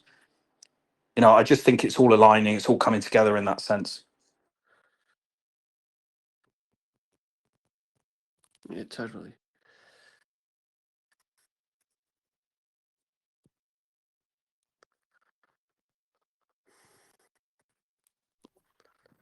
Going back to CZ, has anyone got any ideas of if he's involved? What would that be? Why is he involved? Like, is it just a pure like getting listed on Binance, which would be enough for me? But is there No, I more reckon to this it? when Liberty Swap incepted and made themselves public on Twitter, they kept posting like as if I don't know if you guys remember, but he kept posting a DP like a display picture of basically CZ in a Liberty Lady of Liberty costume. Do you guys remember Yeah, that? It was like a fat CZ. So I've always just thought I was hoping that Liberty would eventually come out, which would never happen. But as CZ's team, but who knows? But that's what they were portraying to be CZ in my view. At the very beginning, they kept posting like a fat CZ portrait of themselves. Yeah. I thought CZ would be likely involved simply because like didn't he like go to jail because of the BUSD thing? Like he started Yeah. this Yeah, BUSD coin, Yeah. and then they took it down even though he actually did nothing wrong. And then I thought there might have been some sort of causation that he went to jail because he was trying to do BUSD. And if that was the actual case, he'd be very angry about that, and he'd be like, "Oh, this PDI thing, my BUSD was meant to be like this, but I got screwed over by TradFi. Why not do a decentralized version of it? That would be my comeuppance, basically." I mean, he would be. I'm assuming. The assumption is that he went to jail partly because of his BUSD adventure, yeah, basically. exactly, Um, 100%. Yeah, it that would make was. sense. It was. He was the first to do it. I think he went to jail. There was a specific law that he broke, and he's the first person to have ever gone to jail for it. I forgot her name now. The Senator Warren, I think it was. Not Warren. Who was it? Who kept calling it Binance? She's like Yeah, Binance. I forget her name. Her and Chairman Gensler and all that were obviously trying to make an example of him. So that's why he Yeah. only got 4 months and he didn't get, a proper sentence, so to speak. And there was I also thought that it tweet was. from Richard saying, how do I get in contact with CC in jail? That was interesting as Yeah, well. which Yeah, which that I actually puts sorry. that's the catalyst, right? That puts everything in. If what you're saying is if what we've been discussing, Mike, is true, then that's like full circle, right? That explains it, because if you did manage to get hold of him in jail, then that aligns with everything that happened after that. Yeah, but Yeah, that's literally like the only connection point is that single tweet that I could find between them. And I was looking up why CZ went to jail, and then maybe AI was wrong, but it was talking about they weren't properly doing KYC or AML, and so they were basically letting criminals be criminals. Like they didn't have strict enough KYC on their platform. That's how I understood why he went to jail and why he stepped It, down. it, it could Yeah. be a front because the thing is, maybe, yes, he did go to jail for that, but you can't rule out the possibility that they were afraid of his stablecoin, but they had to find something to put him in jail for because they can't say that he breached any laws with his stablecoin because he actually backed it 1-to-1 with assets at the time. So they couldn't ping him on the stablecoin itself. But yeah, I mean, I could be wrong. It's just anyway, it's speculation. I will say I'll concede, but I can anyway. I think there may have been a secondary reason which wasn't on the record, perhaps. But anyway, that's No, there was a record of all I'll say. BUSD being like they basically took down BUSD because it was Yeah, a centralized stablecoin. Now, I don't think that was a reason for him going to jail specifically. Yeah, I'm seeing anti-laundering program by Yeah, Binance. no, that was it. They couldn't have just done it for one. They couldn't have said, "Oh, you can't have Paxos. We're going to take you down for it." So they stacked multiple charges and things against him because there was a lot of dump and basically I don't even know how they pulled it off, but I think it was to do with jurisdiction of certain because obviously you got Binance USA, you got Binance UK, you got Binance all around the world, right? Different places. And I think certain jurisdictions were more lenient than others. And at that time, SEC was trying to pin it on him because they were saying, well, you're a US based company. Because I believe he was US based at that time. I think he moved to Dubai after. I think he moved the head office after, or he was in the transition period. And they were trying to say, yeah, but you're a US based company, so you have to operate by US laws, even though the laws were a bit murky at the time. So they sort of said, these pump and dumps that are going through your exchanges, you're being held. They were trying to hold him accountable for, because obviously, and there was like some situations where he would like tweet about certain coins, like meme coins and stuff, and then they would sort of take off a little bit. So there was a bit of market manipulation that was happening, which is true. Like that is out in the open that he was doing that. But I think they were using that as a scapegoat to take down Paxos because now, as you said, Mike, BUSD doesn't exist anymore. It's basically dead. Mm-hmm. Interesting. Which Yeah, that makes sense. which comes back to the decentralized, the need for a decentralized stablecoin, right? Because the previous, SEC wanted to take it out. Yeah, the ownerless. yeah. I think that one connection with CZ and Richard Hart is not enough in itself to demonstrate sort of, the case for PDI and so forth. But I guess it's one part of a giant web of other things, all when read together creates the story which makes people have conviction and so forth. I think at the very least, that's my opinion about that. Yeah, you're right. On the subject, quick, can I? I know Doc knows about this, and maybe a few of you do, but I'm just going to say this again for the benefit of anybody that listens back to the recording. So I'll read it as I sent it to Doc originally in our we DM a bit about all sorts of to do with ideas. And so I wrote to Doc along with a screenshot, and I think what I'm going to do, I'm going to post a screenshot in chat as well.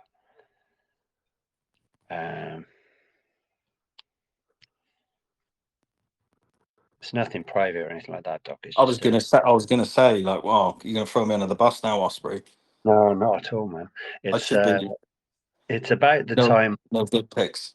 It's about the time I replied to Richard with the DAI on PulseChain account. Okay, so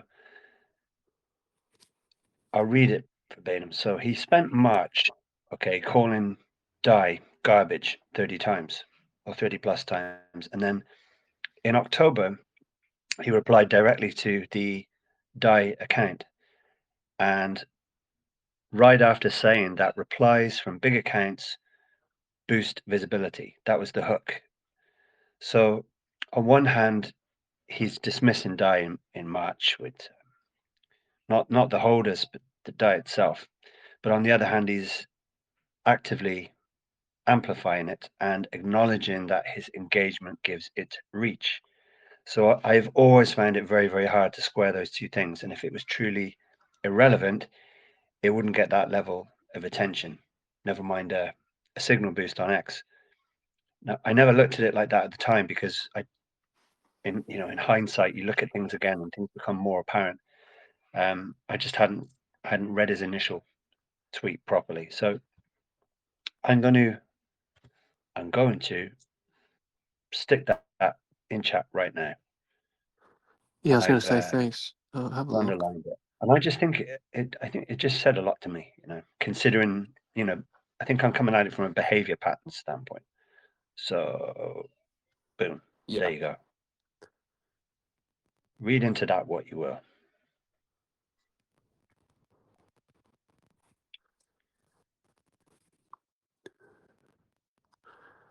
He responded to you? Shit. Yeah. Yeah, okay. Yeah, that is interesting. And That was like Doc, a few months later, wasn't it? Much. yeah, and like Doc said, we were chatting about it, and he said it's just how could he not? How could he miss the logo? You know, who could miss that? And that guy doesn't make mistakes, you know, like that. No, exactly right. Yeah. There's also I'm trying to remember now. You because you wrote scan.pulsechain.com. In the Block Explorer, Nine Iron pointed out that, was this a nothing burger? Maybe it was. When you hit reload on the PulseChain Explorer, when you're on the contract address for DAI, for a split second, the address that pops up there is like a Maria address. Is that right? Does anyone remember I what I'm don't talking about? remember. That's an interesting one, but I don't remember hearing. Ah, shit. Okay. I'm hoping, because my memory, there's so many different apps, but I haven't really listened this one down. But yeah, so for a split second before the actual contract address loads, 1DOF or whatever it is, it's a EOA, like a wallet, that appears there instead for a short amount of time, and it does that, consistently for everyone. Anyway, I'll have to have a look. It just reminded me of it.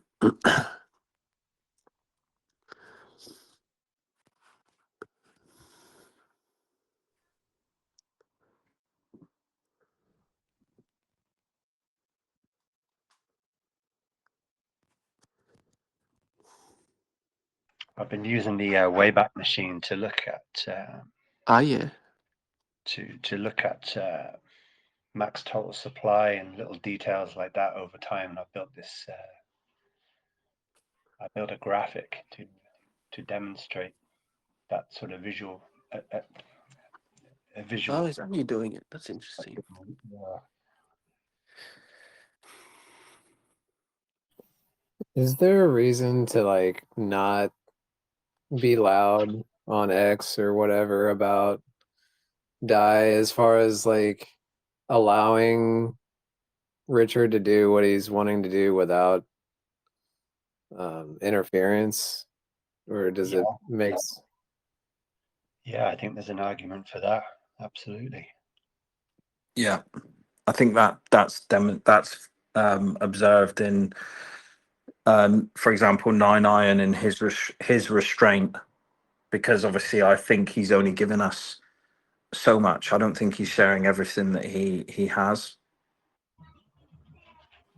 So that's an example of someone who's in the public eye. Do you know what I mean? Who is posting on X, but isn't necessarily sharing everything. Do you know what I mean? He's not saying, "Oh, I see this, and this is the connection," and it's not a presentation, and it's not that sort of DC me level kind of, anymore. I know at one time he didn't. I mean, Osprey, you would know better than anyone because you were in DAI. You've been in DAI from the beginning, right? So in the beginning, I imagine with Nine and DC me, when they were collaborating in the very, very beginning, they kind of were producing these videos sort of together in a way.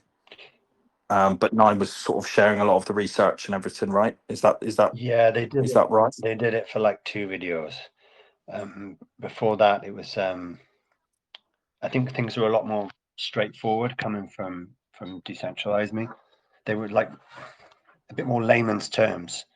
But when Nine got involved, things got very complex, and people needed a lot more time to learn and understand.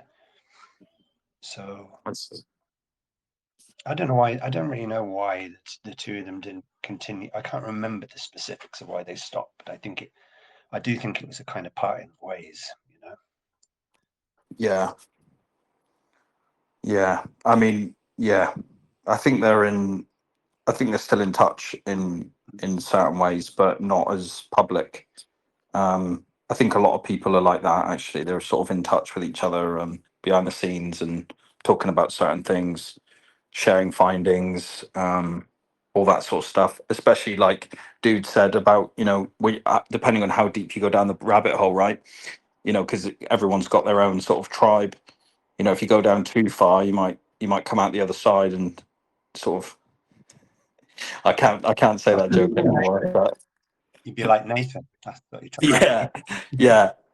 I was gonna say you come out of China, come out and you end up in China, but you can't say that anymore apparently, depending on where you are geographically, right? But yeah, you come out the other side and you know you think you see like kind of green. I don't know. You just see mosaics and Aztecs, like symbolism on walls and stuff. So it's like that number 20. What's that number 23? Jim Carrey. Yeah.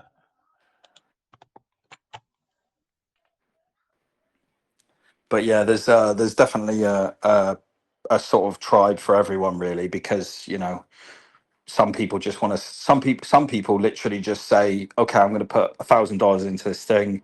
If it pegs, great. If not, cool, and they just forget about it and come back to it later. You know, some people don't even know what they own, you know, and that's a great, you know, that if that works for them, that works for them.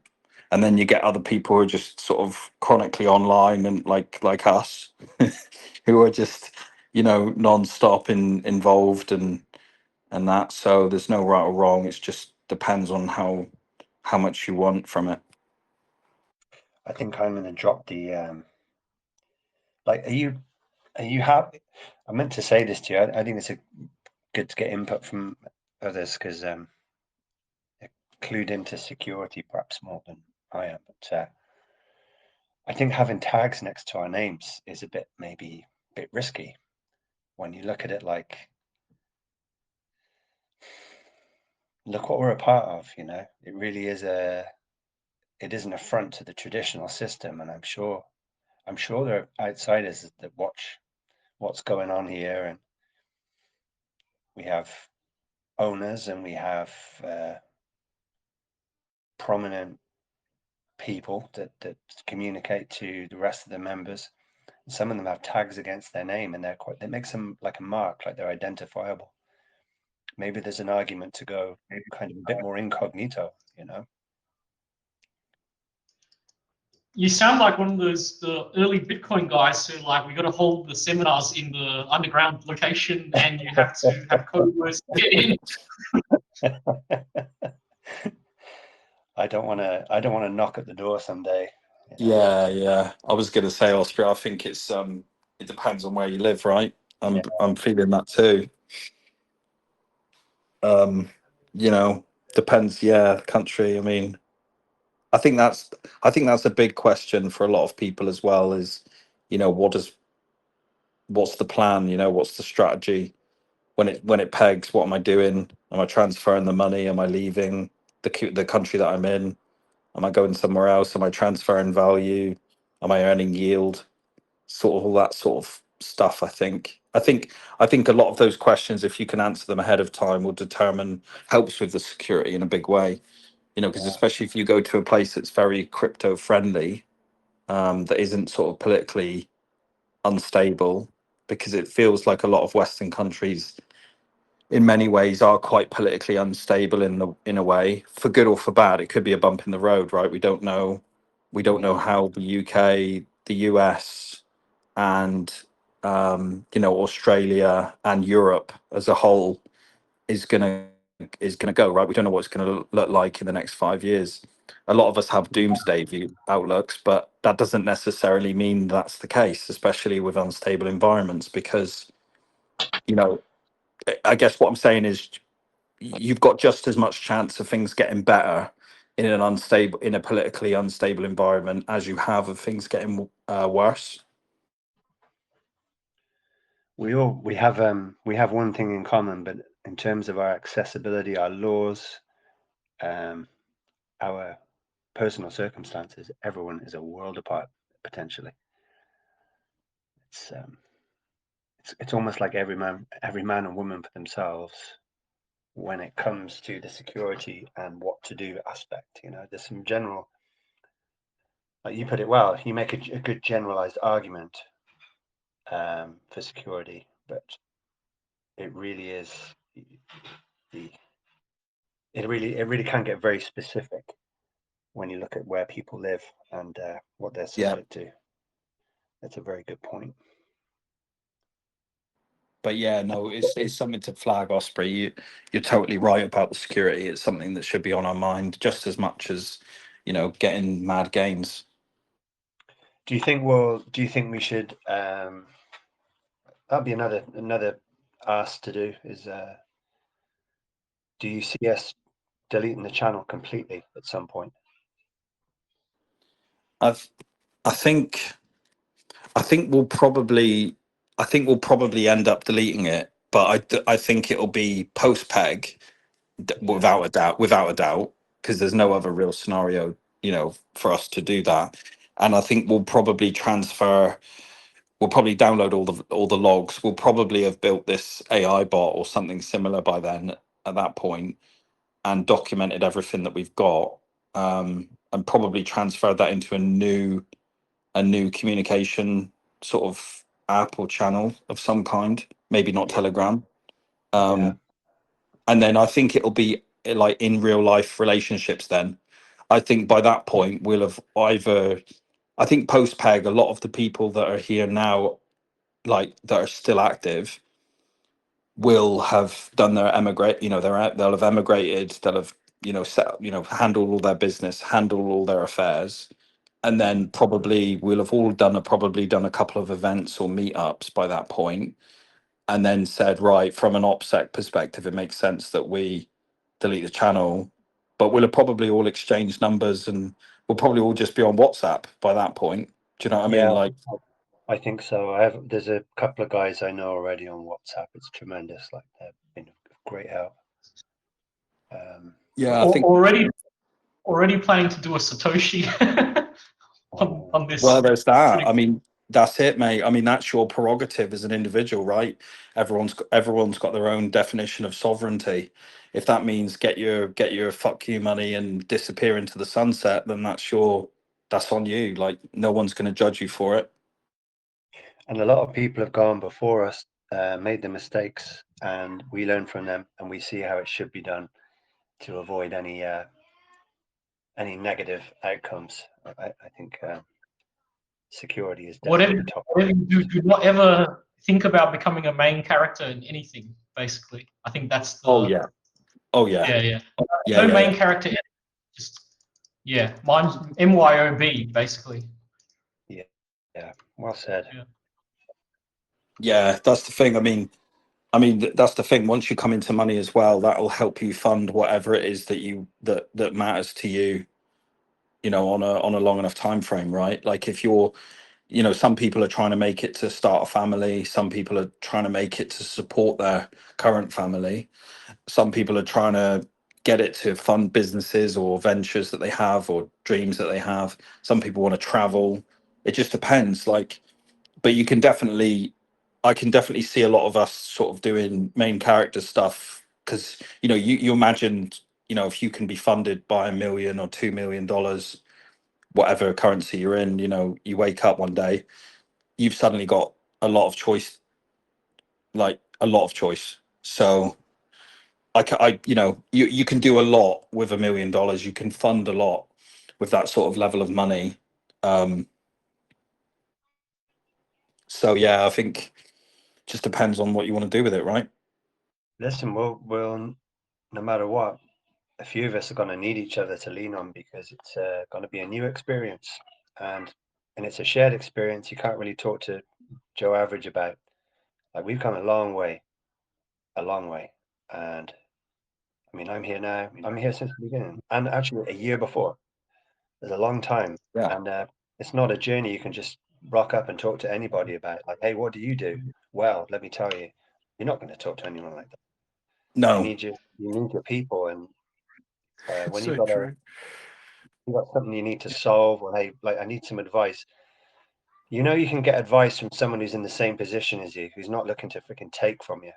Yeah. Because Yeah. But like I say, So your friends and family are pretty quick, So the PDI group will become the sudden wealth syndrome support group. Yeah, rock on. Basically, Yeah, it'll be Alcoholics Anonymous. Yeah, for being loaded with money and not letting it get to your head, basically. Yeah, big time, big time. Yeah. And Because I remember somebody said, like, everyone talks about how you do when you're pre-rich and, you got to grind, and then no one teaches you how to handle life when you become rich, and then people end up being like, what's his name? Ben Armstrong? Yeah, like, you know what I mean? Like, I think yeah, yeah, that probably needs to be, that's probably the first thing we need to do post-peg, if it pegs, is just start up a how to handle your wealth without going insane kind of support group or something. yeah. I think that's a great idea. Yeah. yeah. I did compile a short. Obviously, it's not all the answers, Tenor, but I do have I had a sudden wealth syndrome cheat sheet that I sort of developed, and yeah, I can't take credit for it because I basically took it from other people. I stole it from someone else who stole it from a ton of billionaires. So, but it helps you sort of. I'll tag it in the main chat, but it basically talks about dealing with coming into sudden wealth and how to deal with it and how to navigate. That those obstacles, because like you say, Oh, yeah. it's just problems on another level, right? Different kind You, of you problems. find rich man's problems as opposed to poor man's problems. Yeah.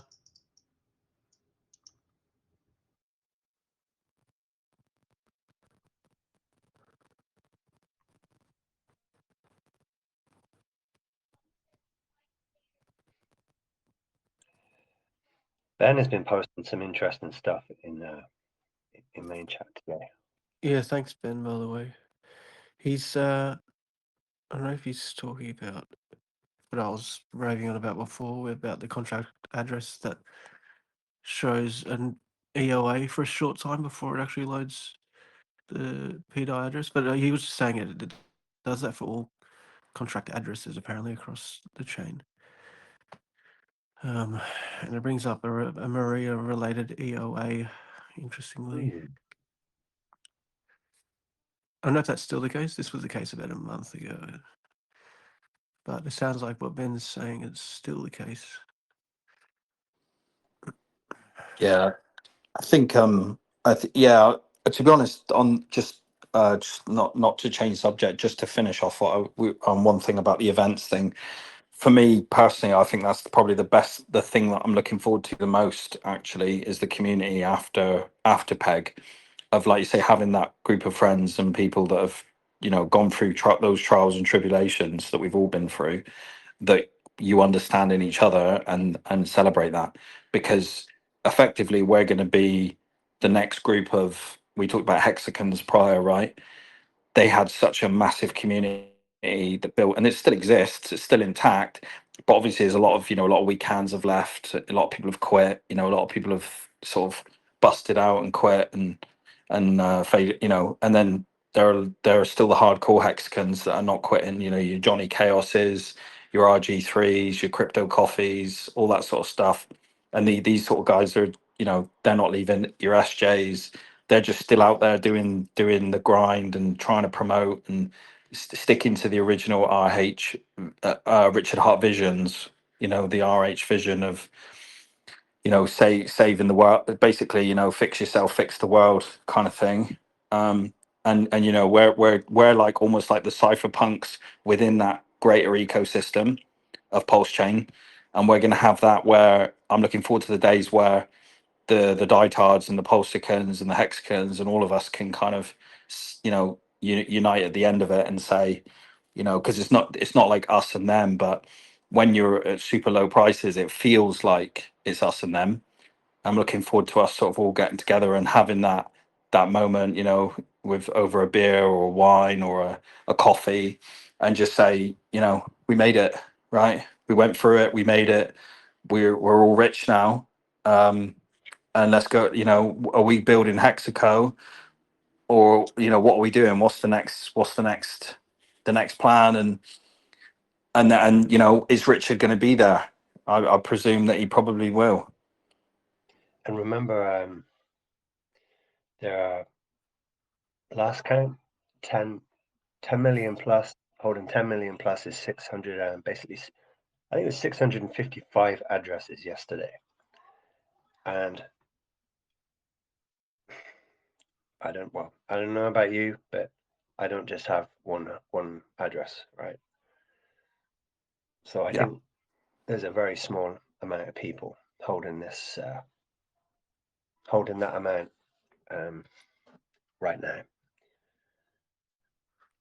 I feel like I wouldn't be surprised if it was 250 people. I wouldn't be surprised.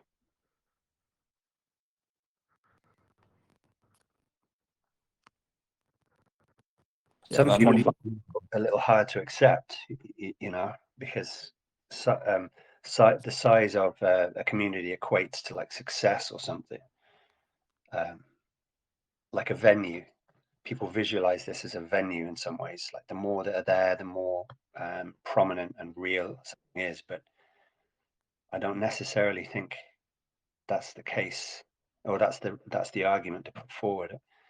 A refined holder base with a lot of capital to call upon, as and when this thing succeeds, is incredibly powerful and can be used very, very well if we apply ourselves.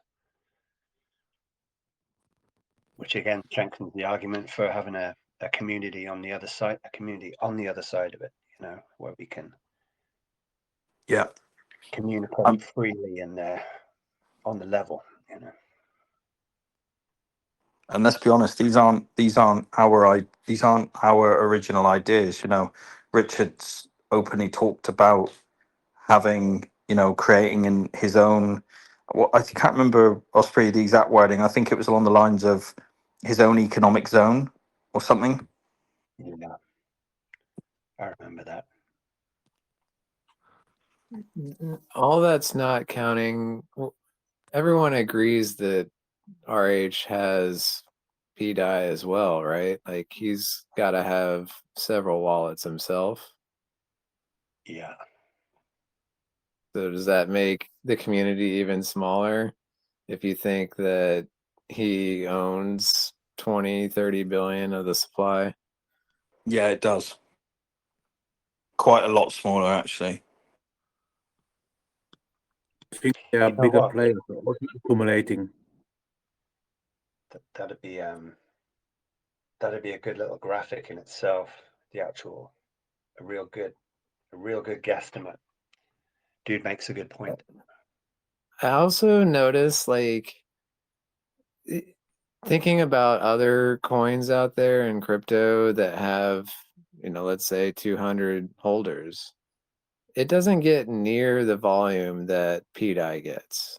Like, I notice, like, every day there's $1,000+ swaps on PDAI. That just doesn't equate to me to a dead token. Mm-hmm. Does that make sense? Like, does anyone else feel like there's more volume than people going on in the community? Yeah, I do tend to agree. It's hard to, like, you can't really justify it, but I know what you're saying. There's always, I don't know if it's wrong either, but the buy bot keeps saying there's always new purchases or new wallets buying. That is wrong. Because I've Is it? personally looked, and I feel like 9 times out of 10 when I look, it's not actually a new buyer. It's just confused. It's Okay, going never through. mind. It's the buyer going through a new pair, so it classifies as a new. It Interesting. says new. Does it say new buyer or new holder? I can't remember, whichever it says, but it gives the I wrong think it just impression. says new. Yeah. In general. Yeah, That's interesting. So that's why. Okay. It's mostly Maybe it's just a wrong. new existing holder or something, potentially.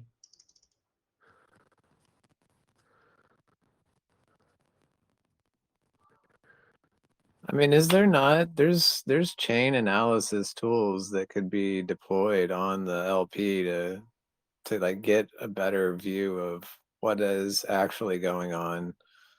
Yeah, I know, yeah, exactly. And it would be nice to see who was buying up the supply during the FUD events, with 5996 and things like that. See how many wallets accumulated the supply down there. You know who was good at that stuff was Fotis. Remember Fotis? He was good. Oh He was yeah. good at. But I don't know what happened to Fotis. I don't know where he is. But, he was another guy with a great skill. Yeah.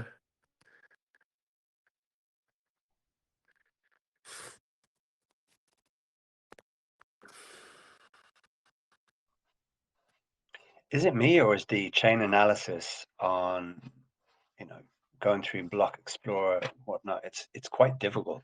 I found it's quite bugged. I remember trying to understand it a year ago. It's fucking garbage. Like, that's what kills me. Like, I attempt to do some forensics, and then the utilities out there are just garbage, and I give up. Yeah. I was Like, trying to do a distribution table for ProveX, and PulseChain, well, Block Scout won't call after page 11. It just returns the same. So I thought it was a pagination issue, but it's something else. It's actually on the back end and it's impossible. So you can't actually pull up a genuine distribution. You can't pull up the data for every address. It should be every address and a quantity held, and it only gets to page 11. 50 addresses on it per page. So you have to. I made a script which worked twice over. It was great, and I got some data back. And after that, the script no longer works. So I just do not know what on earth is going on with Block Scout. And I reached out to them, and they said it's a 9-inch issue.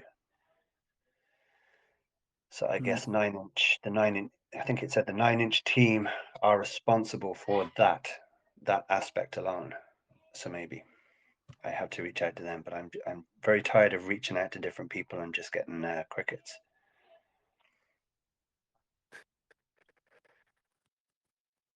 All right, guys, I'm going to go, but good chat. Nice one, Yeah, Mike. I might sign Thank off you, too Mike. a little bit. Cheers, Mike. Have a good week. Yeah, you too. Thanks, guys. Take See you, care. man. See you, man.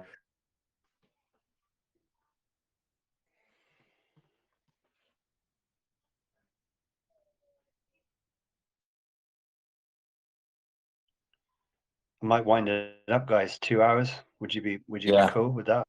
Yeah. And then I can put the recording up for the other guys too. As long as you feel like we've covered enough in this PC, it's been really good actually. Yeah, I think so. I think that's a good place to head out. I mean, 2 hours is pretty solid. Next, I mean, especially considering it's weekly, right? It's so I think it gives It's people been the opportunity to squeeze in for that window, I suppose. Yeah. I enjoyed listening to Michael there as well. He's a smart guy. His offer to do a site, that's class. So if he Yeah. gets any headway with that, and there's some, I don't want to leave him paying for all that. It doesn't seem right, especially when he mentioned about the API calls and stuff and the costs that are incurred. So if he finds a solution to that and it's a cost to bear, then I'll gladly send him something. Yeah, absolutely. That's a cool idea. The whole the a place where you can go, one place where you can go to interrogate ideas. That's a really good call.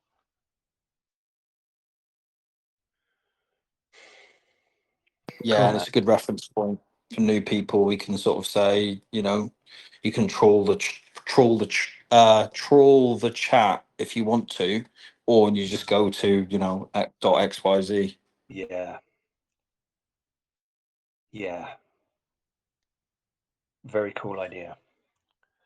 All right. Oh, Hexy G is on. He was at work but couldn't get on to speak. But if you're listening, Hexy, if you can speak, say hello. But if not, I'm going to upload this. I'll upload this VC now to chat, and you can listen back.